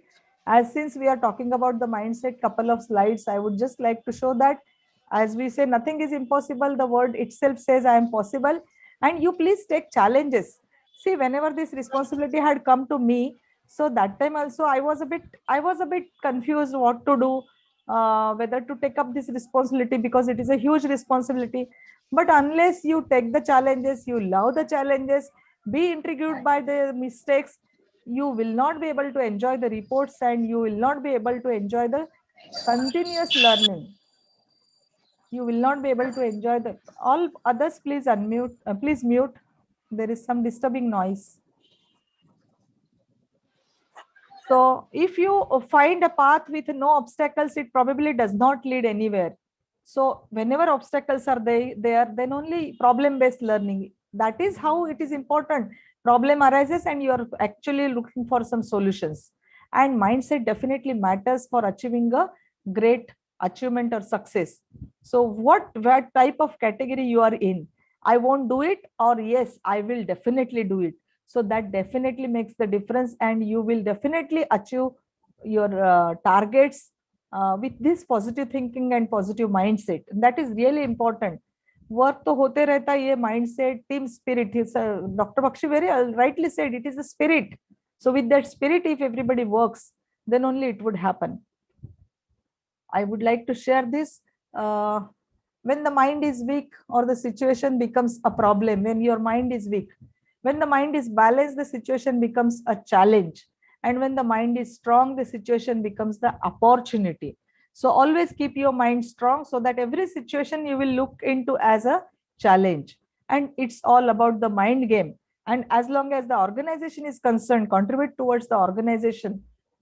We should crave a sense of belongingness and recognition for our contributions to the organization. That is extremely important. And then only your organization will lead to a very good grades. And now the heart of today's topic, systematic data organization. I normally tell mindset first, because then people normally gear up in second gear at least. So as why it is important to organize data systematically, because I have already told you that much weightage is given to the quantitative metrics, normally 70%, and 30% to the qualitative metrics. So this slide definitely gives you a fair idea about it. Now, what is the, before we start for the organization of a data, let us understand what is the difference between the current year and the present year. That is normally a confusion. So current year is the data of the last completed academic year. Normally, you actually is supposed to understand which current year you are supposed to have out of your 5 years. 5 साल का जो last year है, that is our current year. Okay. Supposing now S.S.T college is planning to upload the SSR in the month of maybe October 2021, then 21. So 21-22 would be their present year, and 2021 would be their current year. So supposing now you are uploading the IIQA in June 2019, that same example. So 18-19 would be your current year, and present year is the 19-20. So that has to be kept in mind. Otherwise, your data probably you will be missing. And one more thing, you decide your data would always start from 1st of July till the 30th of June. That is your academic year you are following. And there are 3 types of years NAAC is actually expecting. Like for financial related metrics, the data is the financial year data 1st April to 31st March. For publication related data, preceding calendar year, that is the 1st January to 31st December. And other metrics data, that is the academic year. Preceding academic year is the other metrics data. So types of document, which types of document? I have labeled some documents. Data sheet is there, which is in the Excel file. Then the compulsory upload, it is my terminology. What is compulsory upload, I'll tell you. That is in the PDF file. Then the additional information is asked for many metrics. That is the PDF file. What is the difference between compulsory upload and additional information is that additional information is not mandatory. You may or may not upload, but I would say that given an opportunity, you should actually exploit it. You should upload the supporting document substantiating the claim towards the quantitative or qualitative metric. And compulsory upload तो mandatory है, आपको जो पूछा है वो देना ही है. And then the URLs are asked many times in the website. Okay, so those URL links should be very, very specific links. Nevertheless, it should happen that normally we give a very vague website link, and we expect them to search in your website where that data is lying. That should not happen. It should be very focused link. And then the summary of year-wise data, that is summary of Excel sheets to be directly fed to the SSR table. What is this summary of year-wise table? I'll tell you. And mind you, the file size now, you are fortunate enough, it is extended to 5 MB. When I was uploading the data, it was actually 2 MB. And although it is 5 MB, and supposing now your data is 20 MB data, so there are two ways. One way is you can either compress it using the I Love PDF or other utilities, or you can 5 MB data you can present, and rest of the data you can give the link, and that can be presented on your website. So average percentage of full-time teachers, supposing now this is the manual contents, how to identify the type of data. Now whatever the data types I have told you, I have given example of each and every one. So supposing this is the question now, 2.4.1. So first you can see here, file description upload. Year-wise full-time teachers and sanction post for 5 years data. So that is the Excel data, that is the Excel template. So here you are supposed to upload the Excel sheet, that is the template. Now any additional information is, supposing you would like to give some additional information in context to your full-time teachers against the sanction post, some explanation you would like to give, that because of this or because of this norm, because of this university rule, which is specific to your state or your university, that you can provide here. Then the list of the faculty members authenticated by the head of the institution. Now this they have very clearly told that this is to be uploaded. So I am calling this as a compulsory upload. So you also categorize this into 3 types. Okay. And then only it is possible for you to do it in a very systematic way for every metric. Now here they are asking in the 1.4.1 stakeholders data, feedback on curriculum, URL for stakeholders feedback report, that URL they are asking you. Okay. Then number of seminars, conference, workshops conducted by the institution during the last 5 years. Now here, actually they are providing you a table in some matrix. So this you are supposed to keep ready, and this table is supposed to be uploaded while uploading the SSR. No format is there in this Excel sheet about this table, but you are supposed to prepare this table, and that is the summary of year-wise data. Now, I am giving you further guidelines, as whenever you are having a huge data, and whenever everybody, every department, every program is giving you the data of all the metrics for their department or for their teachers or for their processes, then the central coordinator or the NAAC convener would find it very difficult to handle that. So one should follow strategically the file name labeling. So the labeling of the files should be appropriately done. For example, I am giving you compulsory upload 2.1.1 underscore CU, that is the compulsory upload. Or supposing you want to know which kind of data it is, so you can write list of courses 1.3.1 CU list of courses. Then the additional information, the same strategy you can follow. Data template also same strategy you can follow. And QLMs or the word response 1.1.1 word. That is, this is a descriptive answer that you will understand. It is a Excel sheet. Okay. So that labeling, and once you are getting, then automatically it would be in a sorted fashion. And then you can compile the data very systematically at a centrally. Others, please mute. Some disturbing noise is there. So basic knowledge, tips on data organization. So basic knowledge of Excel and Word has to be there for every faculty member, whether you are a part of NAAC team or whether you are not a part of NAAC team, because ultimately entire institute faculty are supposed to work on the NAAC data. So even I was talking to Dr. Puruswani that we can have one workshop for the basic knowledge of these two things. And so that whatever is the relevant that we can teach you, which is actually required for uploading the data or maintaining the data systematically. Then the data entry in the Excel sheet. Supposing now you are having the 4 programs. So it should not happen that criteria 1 के लोगों ने पहले BSc का डाला है, बाद में commerce का डाला है, बाद में आर्ट्स का डाला है, and then the other criteria 2 के लोगों ने पहले कॉमर्स का डाला है. Then that sequence of programs should be uniformly followed across the institute. Then only I can call it as a systematic data organization. DVV also would be very happy to see your data then. And then validate data during its collection. Now, normally what happens whenever we upload the SSR, our DVV is actually verifying and validating the data. What is verification and validation, I will tell you, but at the institute level itself, we are supposed to validate the data, authenticate the data. And then once you are satisfactory, then let the DVV do it. And then standardize the fonts. In my college, actually, we are having the very good standardization across the institute. Even our mails, maybe a standard font hai, that only is supposed to be followed. So you also standardize the fonts and size of the font. Establish periodic data collection system.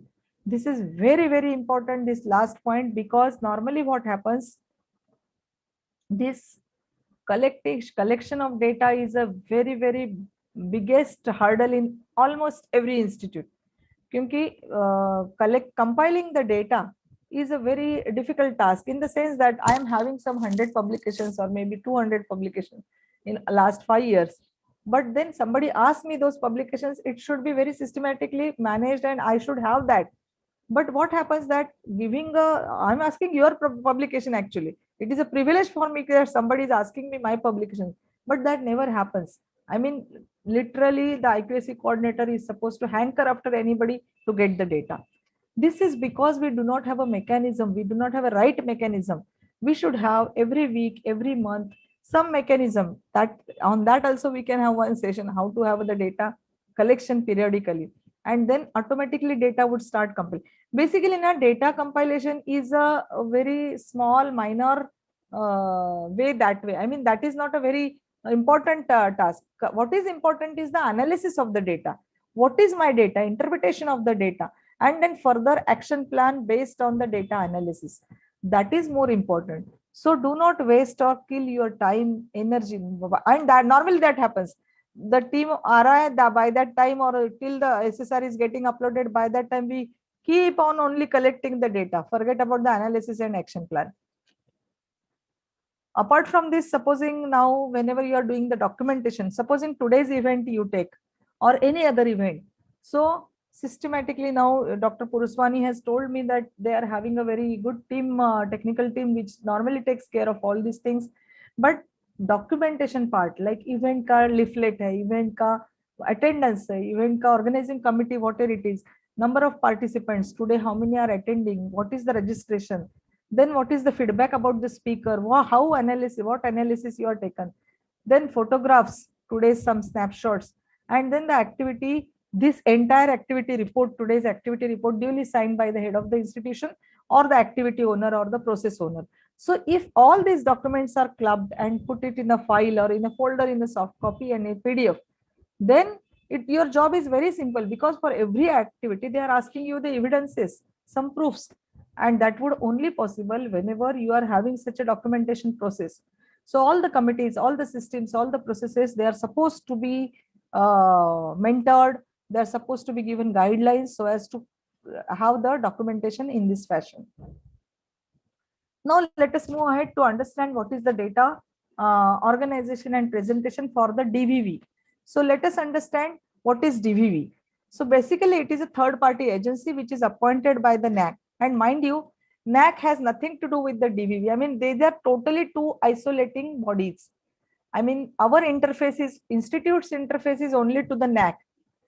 We do not have any direct interface to the DVV. We cannot talk to the DVV people. we can talk to the NAAC officials, and NAAC officials will never ever disclose you to whom your DVV, there are many agencies, to which DVV agency your data has gone, that will never be disclosed to you.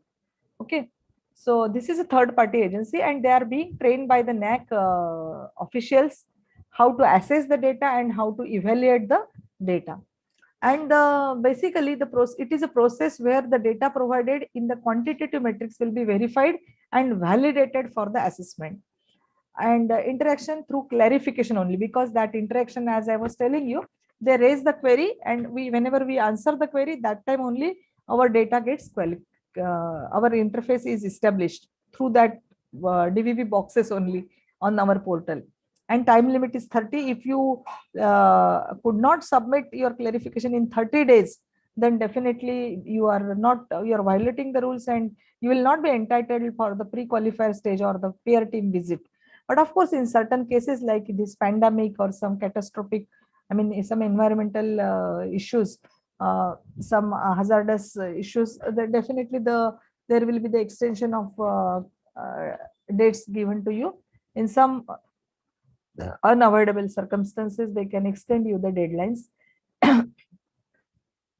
Now, how do they assess the data? So basically, data sources for DVV. So Excel sheets, we are giving it to the DVV. I mean, they take out from our portal once you upload. Then the relevant supporting documents of those Excel sheets they take. Then the year-wise tables also they take, and the external sources. Now, what is happening? Our data, like teachers' data, that is always available on the students' data on the ASHE portal. In the ASHE portal also, we are supposed to submit the data. In our case, AICTL, we are supposed to submit the data. University or UGC might be having some data. So normally DVV verifies your data with these external resources. And whenever there is a mismatch, for example, your publications, in FlipNet is the resource where they can check your data. In the NRF, that is what they do. So whenever they find any mismatch or the deviation of your data, then that deviation, that query will be raised. And there is also certain limit for this deviation. You cannot make DVV agency, you cannot give the fake data to the DVV agency. Otherwise, there is a possibility that your institute will be debarred from the NAAC accreditation. And when does DVV starts and ends? Whenever you are uploading the SSR, DVV starts, and as per the guidelines they work, they create the deviation report, then they give the clarification, ask the clarification to the institutes, and institutes give back to the DVV, and then quantitative metric assessment would completed. And based on your score, if 25% of the total quantitative metric score, if you have scored, then you are entitled for the pre-qualified qualifier stage and for the NAAC peer team visit. Now let us understand what is the verification of a data and validation of the data. And then I'll tell you how to systematically organize so that this would perfectly fit in their what you can say guidelines. Basically, you must be, who is this? Can you identify? He is a ticket collector, TC. And this is a picture of a train. Now what happens? You can see, basically this TC is having your ticket. And in the ticket, your number of tickets are there. Now, supposing how many passengers are there? 5 passengers. So in the beginning, what this TC does, this TC actually takes the head count. Okay, this is the ticket. How many? 5 passengers. Who are they? Then 1, 2, 3, 4, 5. So that is done. That means verification of data is done. Now, how can we make it analogous to our NAAC process? Now, this is my Excel sheet. This is supposing that there are in the Excel sheet there are some number of rows. So number of rows in the Excel sheet should match the number provided in the summary table for that year.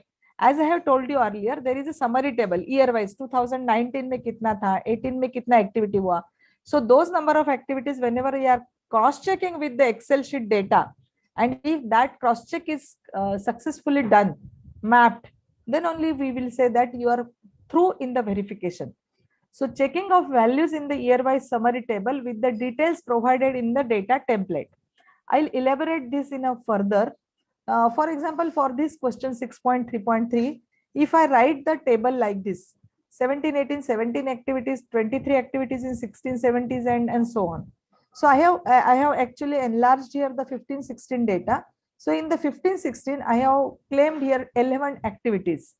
And I have written here 11, and exactly 11 rows I have filled up here for the 15-16. When these things is cross-checked, then they call it as a verification is perfectly okay. But by any chance, if I am writing here either 10 or 12, then definitely there is a mismatch between the data provided in the Excel sheet, number of rows, and the year-wise summary table data is not matching, then your verification is not correct. That is called as the verification. What is the validation now? Validation means that checking the values in the Excel table across supporting documents, NIRF data, ASHA portal, etc. Now, again, I would like to make the analogy with this ticket collector operation. What does he do after checking your head count, number of passengers 5 are okay? Then what does he do? Then he asks you for the identity, verification of your proof, identity proof. So whether you have brought the Aadhaar card or not, where is your identity, when the license copy, something identity proof he asks.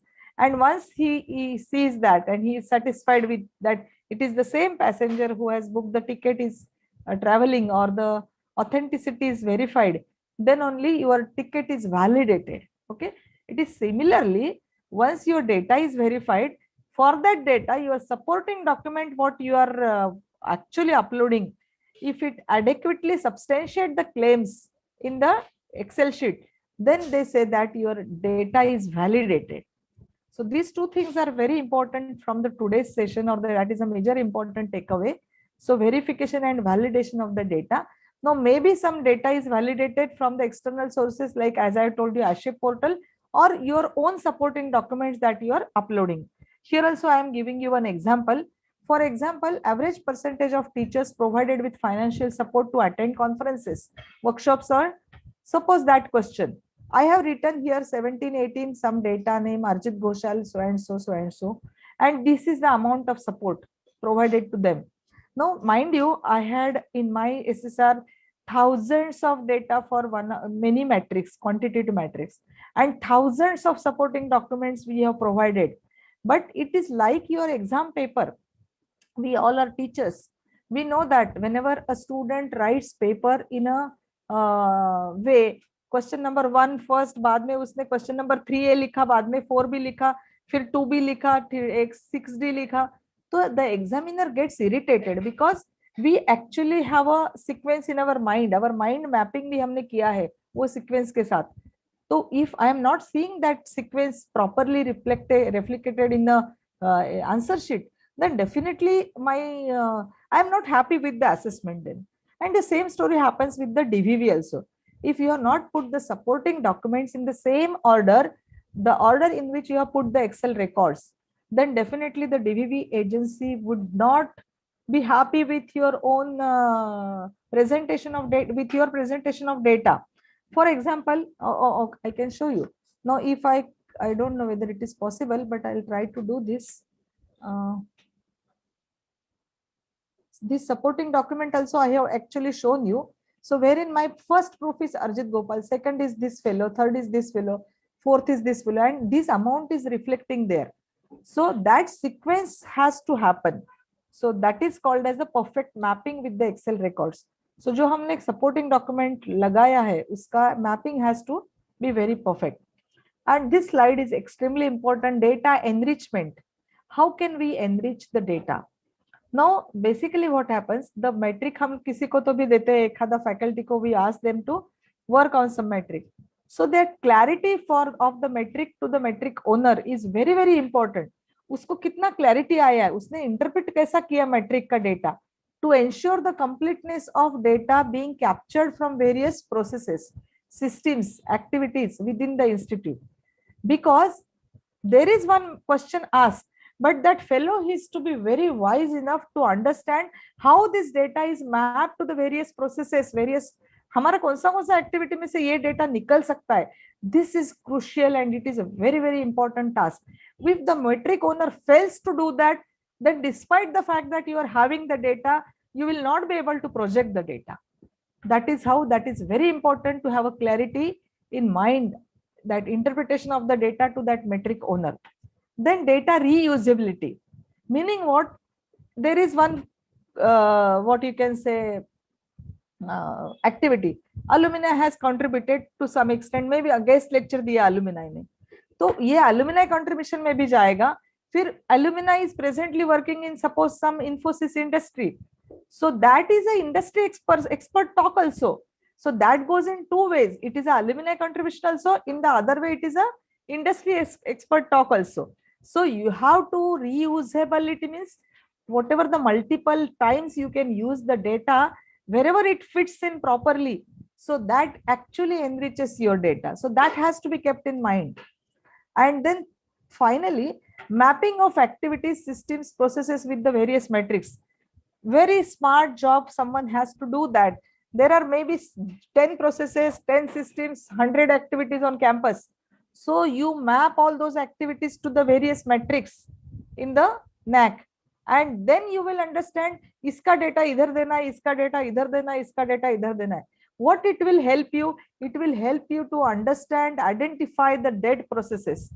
That means हम लोग कितने सालों से ये process करते आ रहे हैं, लेकिन इसका कुछ यूज ही नहीं है.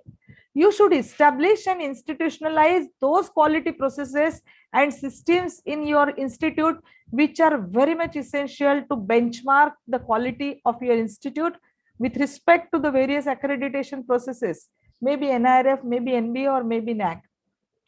So once you are doing that, maybe in the first cycle it is difficult, but in the second cycle your system must be very well established. And then you are able to set up the goals and targets and outcomes. ये process कर रहा हूं मैं, लेकिन इसका outcome क्या है?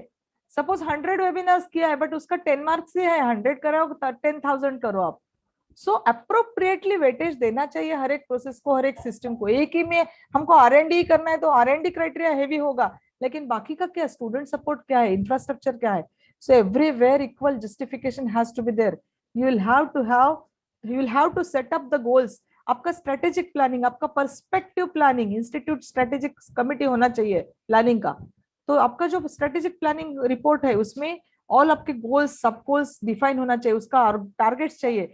Then you can find out the achievement कितना हो गया, why achievement is lesser than the target. Then that gap you are supposed to analyze, and to mitigate this gap, what action plan you would be suggesting, that is the quality.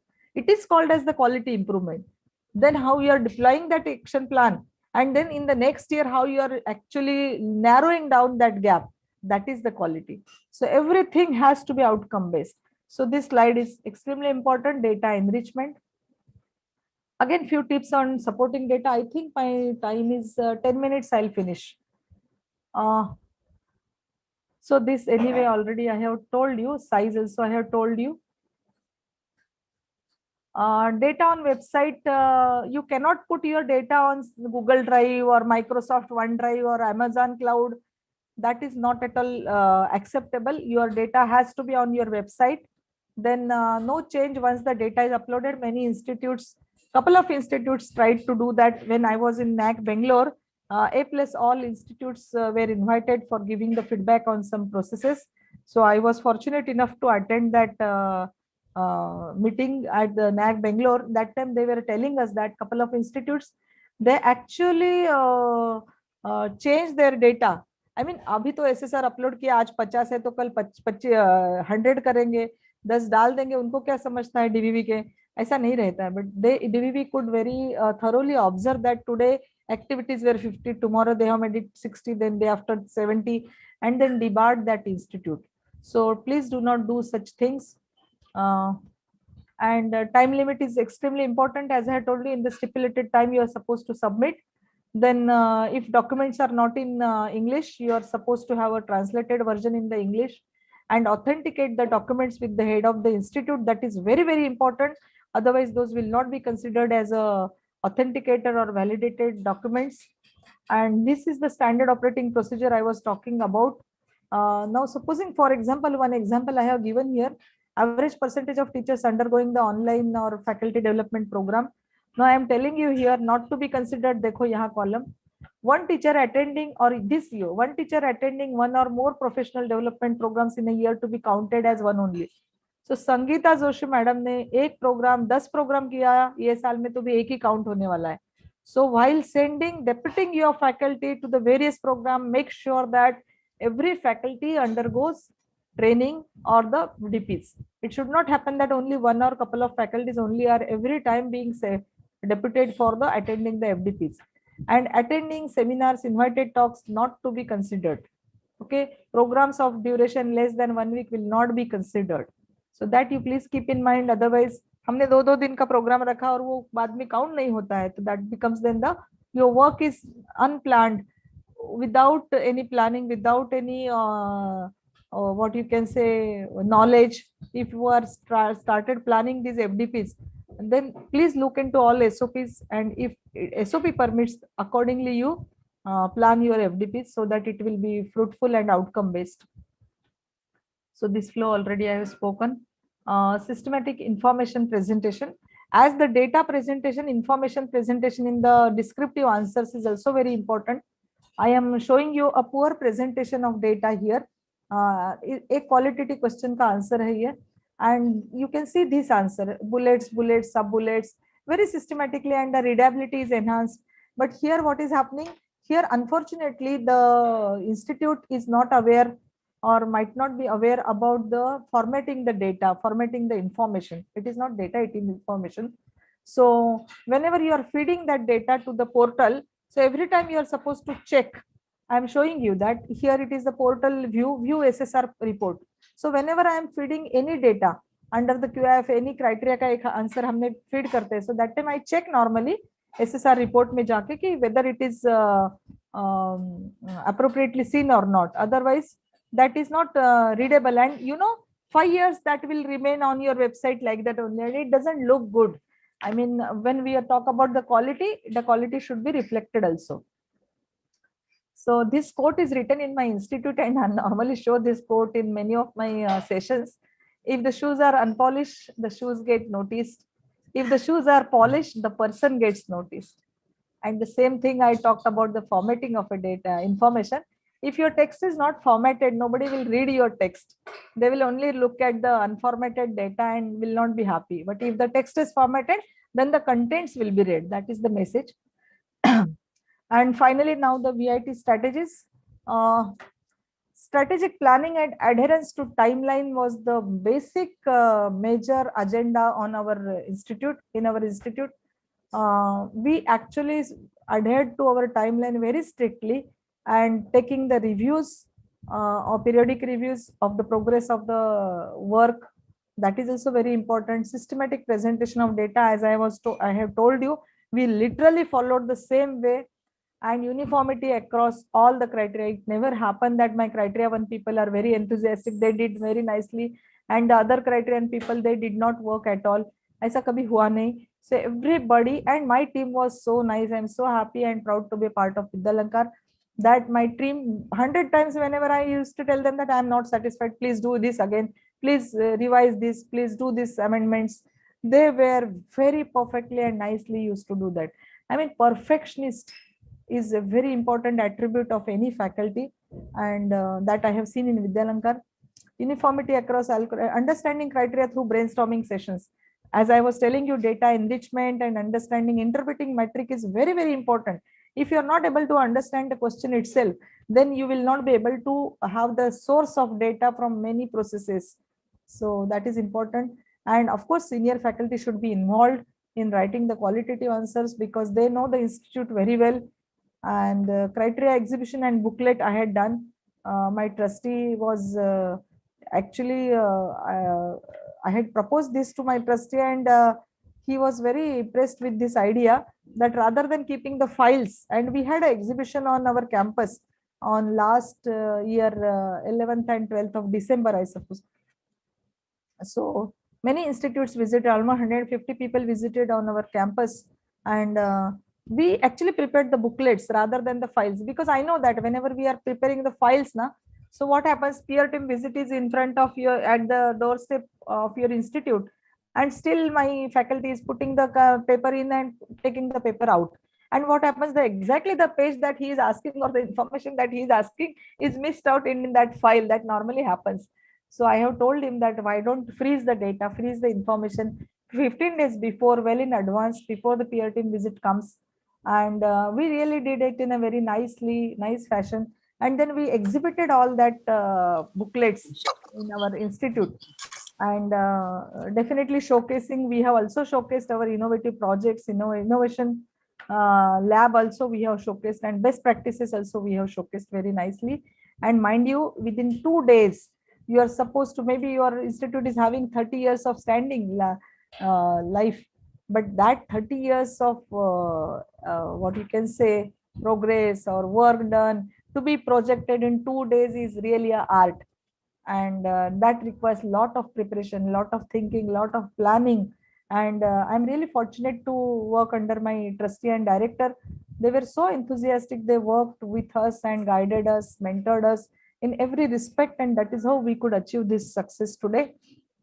So finally, these are the references which I have used from the NAAC website, which is published, this manual published on 16th of November, SOPs of 13th of February, and SSR of my own institute, which was published on 27th of September.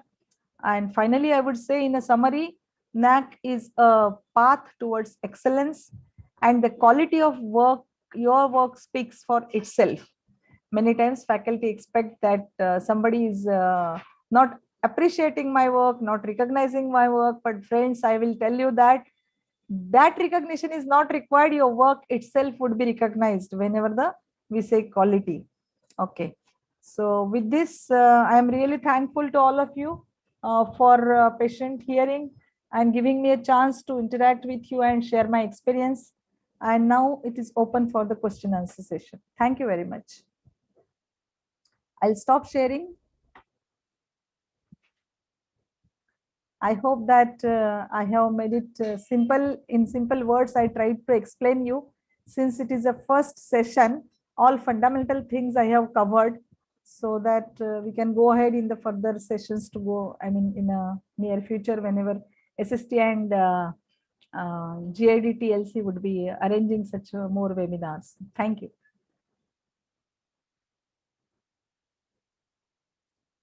Over to Mr. Deepak.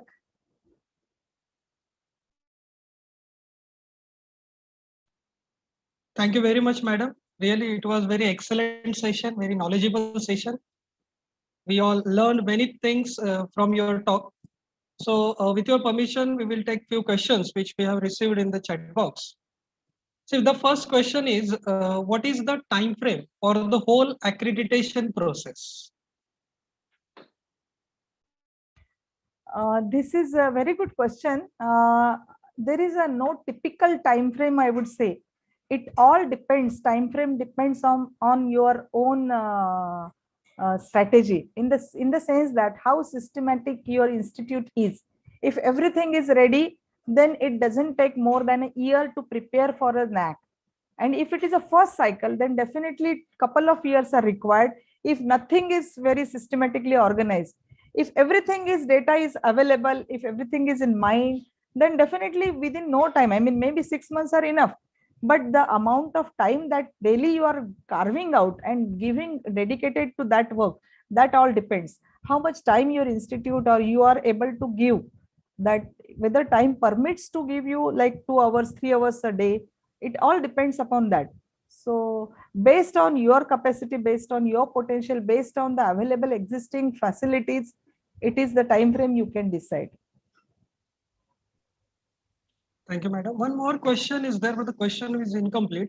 The participant would like to ask that we have both UG and PG courses. So it may be regarding the data compilation, that how to compile the data for if the institution is having the UG and PG courses. Yes. So will you please throw light on this? Yeah.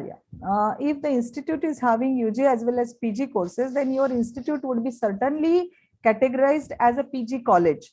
So whatever the templates, metrics are available for the PG, for example, in the research category, there are specifically, they are asking something for the PG colleges. So those would be applicable to you. So you please download all the templates for the PG only. And from that point of view, you start preparing your this thing. And of course, PG data is equally important. If some guest lecture is there for the PG college or the PG course, PG program, so that also you can very well include here. Entire data from the PG programs as well as the UG programs is supposed to be compiled. And kindly download all the relevant UPG college templates. That's all. Okay, madam. Thank you.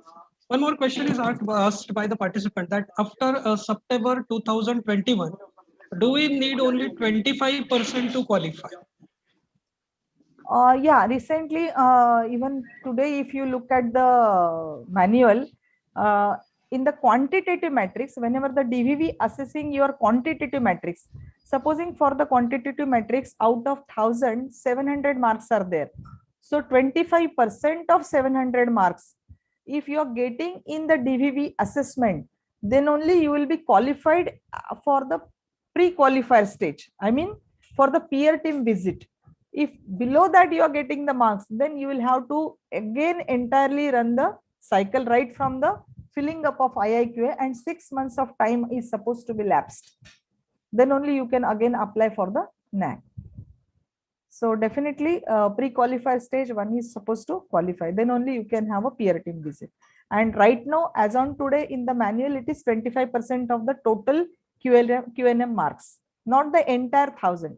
Out of QNM, 25%. Yes.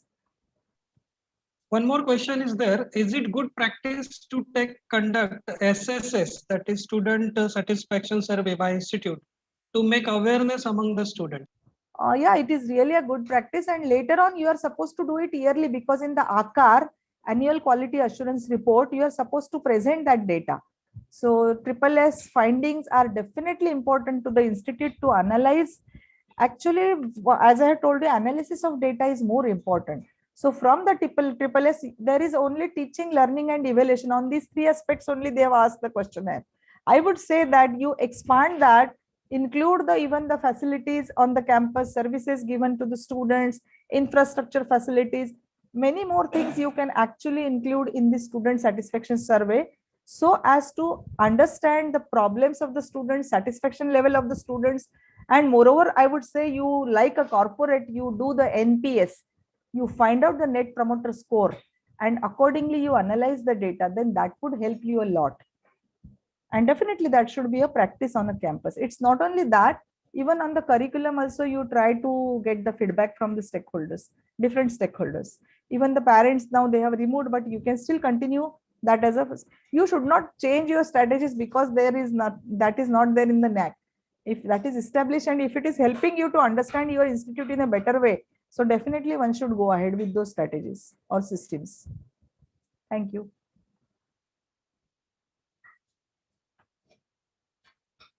One more question is there, that 2 departments are conducting event together, then it can be counted in both the departments or only in one department? Yeah, very good question. That is called as the redundancy of the data. See, which department X or Y is our internal matter.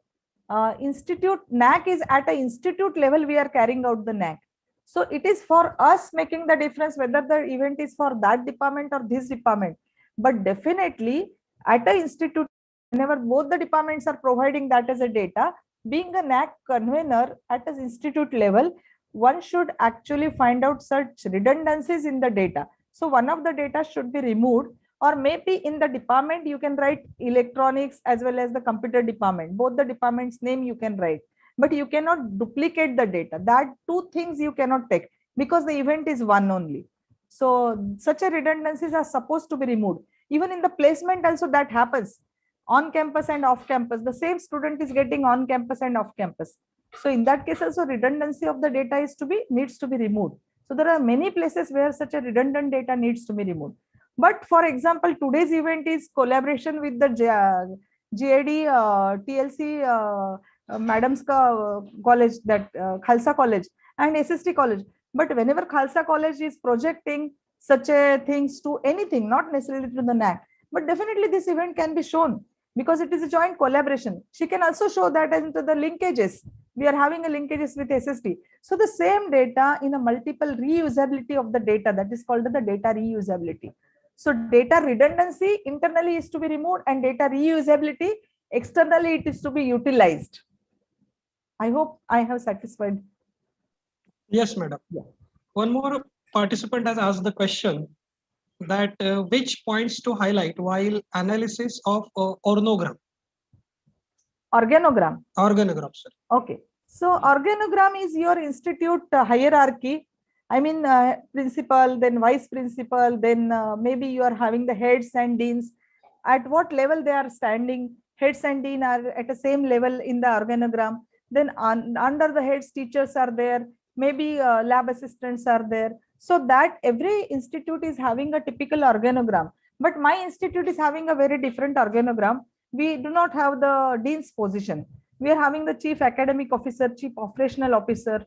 So accordingly, our organogram is slightly different. IQAC director also we have put it in the organogram. So institute to institute, definitely depending upon the level of authority, organogram needs to be established, and that should be all the time displayed on the website. It should not happen that only for the NAAC purpose we are preparing the organogram. It has to be there on the website all the time. Okay, thank you. Another question is there. What about timeline of submission of IQAR, particularly during 2019-20, that is Corona period? It is IQAR is not a term. Maybe you are talking about AQAR, Annual Quality Assurance Report. So because of pandemic situation now, 1920 ACAR, they have extended the date till 31st of May. Normally this date is 31st of December, but because of pandemic situation, NAAC has extended this date to the 31st of May. So till that point of time, they can upload the SSR, ACAR. One participant has asked that if we have finished last NAAC as on September 2018, from when it will count for next NAAC process? Normally in the certificate itself, the expiry or validity period is given. So accordingly, they can go ahead, because the date of result declaration matters. Result declaration, and whenever their current year is finished. Now, in my case, my current year was finished is 17-18. Normally the same thing. Mine finished in March, and what the participant is asking, it is in the September. So we are due in the March 24. So they must be due in the September 24.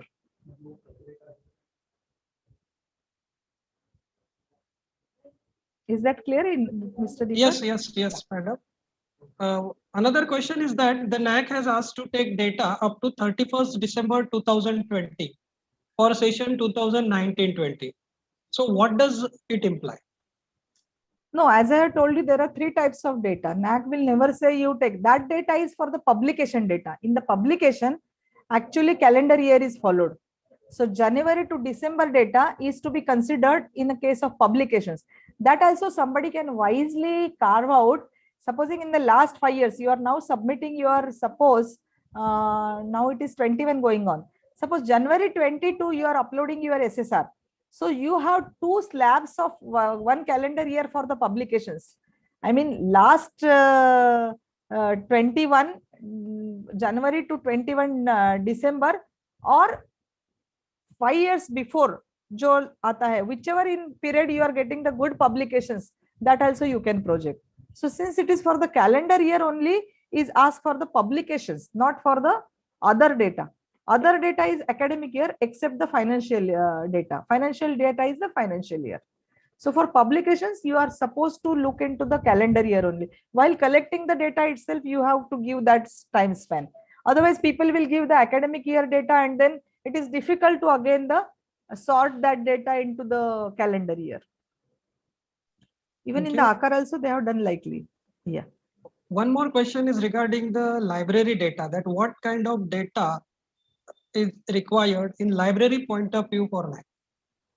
No, library, they are asking number of actually times the faculty is visiting to the library. So that logbook is to be maintained. Secondly, in the library, books, then the periodicals, then the maybe CDs, or maybe the online your journals. So all that data, and in the financial audited balance sheet, that data should be reflected also. How much budget you have actually carved out for that, and how much expenses are there in the audited balance sheets. So both the things are supposed to be mapped.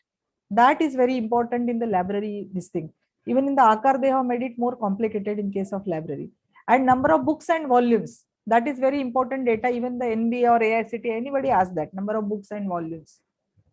And e-books also they are asking in case of the libraries. And ERP solutions, ERP system, whether automated library is there or not, that also they are asking in case of library. Whether it is customized ERP or whether it is not customized, whether you can have the transaction accessibility from remote place, like I'm sitting at home and I can access the library, or I have to be in campus only. So that also they are asking. Even the bandwidth also they are asking in the infrastructure. Okay. Yeah. One question asks like this, that after giving information as per queries of TVV, if some deviation remains, then what to do? No, basically what happens, whenever the DVV is asking you the clarification, normally we justify that clarification. नहीं, हमारा ऐसा है, वैसा है. Supporting documents you actually amend, and then DVV again assesses your data. But surprisingly, many times what happens that sometimes they accept your clarification and they improve your result on that metric, marks on that metric. But sometimes surprisingly their own evaluation also, sometimes they are actually revisiting, and might be they return to their own evaluation, or they might reduce to their own evaluation. So deviation will still remain as it was many times, and that will be reflecting whenever the final results are coming to the institute's hand, जब आपका accreditation आता है. And that time what happens, maybe institute can then decide. Maybe couple of days back only I came across one of the institute's data wherein 18-19 they are getting all the results, very good marks, but till earlier 4 years they are getting 0 marks. That will never happen. So that they are doubting at now the consistency of the evaluation. So in such cases now institutes will go to the appeal. There may be some kind of error, I am not aware, but in such cases institute will go to the appeal, and within 15 days they are supposed to submit the intent of appeal, and within 45 days they are supposed to submit the appeal in a prescribed form. Yes. The next question is like that, is any faculty member of a college eligible to take part in more than one FDP in a year in online mode? Should it be included in the NAAC data? Sorry, I didn't get your question. Sorry? Is any faculty member of a college eligible to take part in more than one FTP in a year in online mode? So should it be included? Actually, I have told you in the standard operating procedure that if the same faculty is doing many FDPs, then only one FDP will be considered by the NAAC. Not all the FDPs will be considered by the NAAC. But even that as a part of data, you can produce it, you can submit it. But whenever you are not getting the score, you are not getting the relevant marks, then you don't get, disappointed, because they will be definitely giving the assessment or doing the assessment as per the guidelines given to them. So if we also prepare our mindset as per their guidelines, then it would be always better, because then we can do the self-assessment, and accordingly our self-assessment would match to their assessment. Thank you. So, madam, many participants are asking many questions. Okay. But due to time constraint, it is not possible to answer all the questions here. So with your permission, can we note down the questions so we can answer the queries on the mail IDs? Yeah, definitely. So participants are requested to give their questions here. We will compile those questions and madam will answer those questions on their mail ID. Yes, sure. Sure, that is possible. I would like to thank Dr. Sangeeta for delivering an excellent session, ma'am.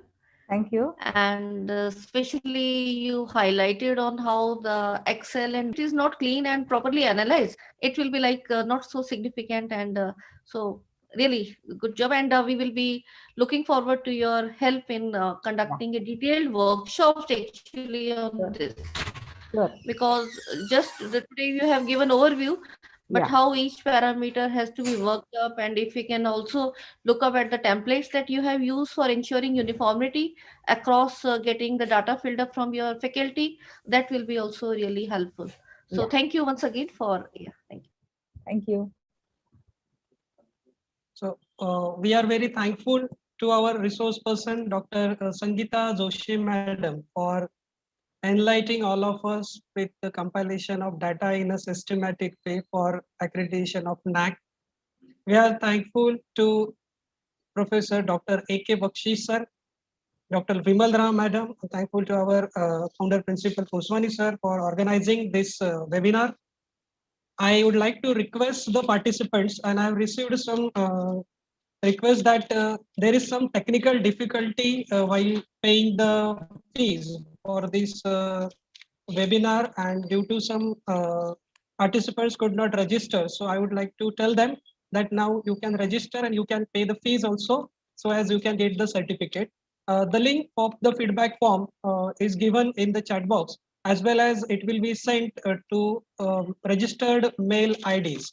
So thank you all the academicians across the country. There are many participants who are watching this webinar very patiently, and many gain the knowledge of this data collection, compilation of the data. So here we are concluding this webinar. Thank you very much.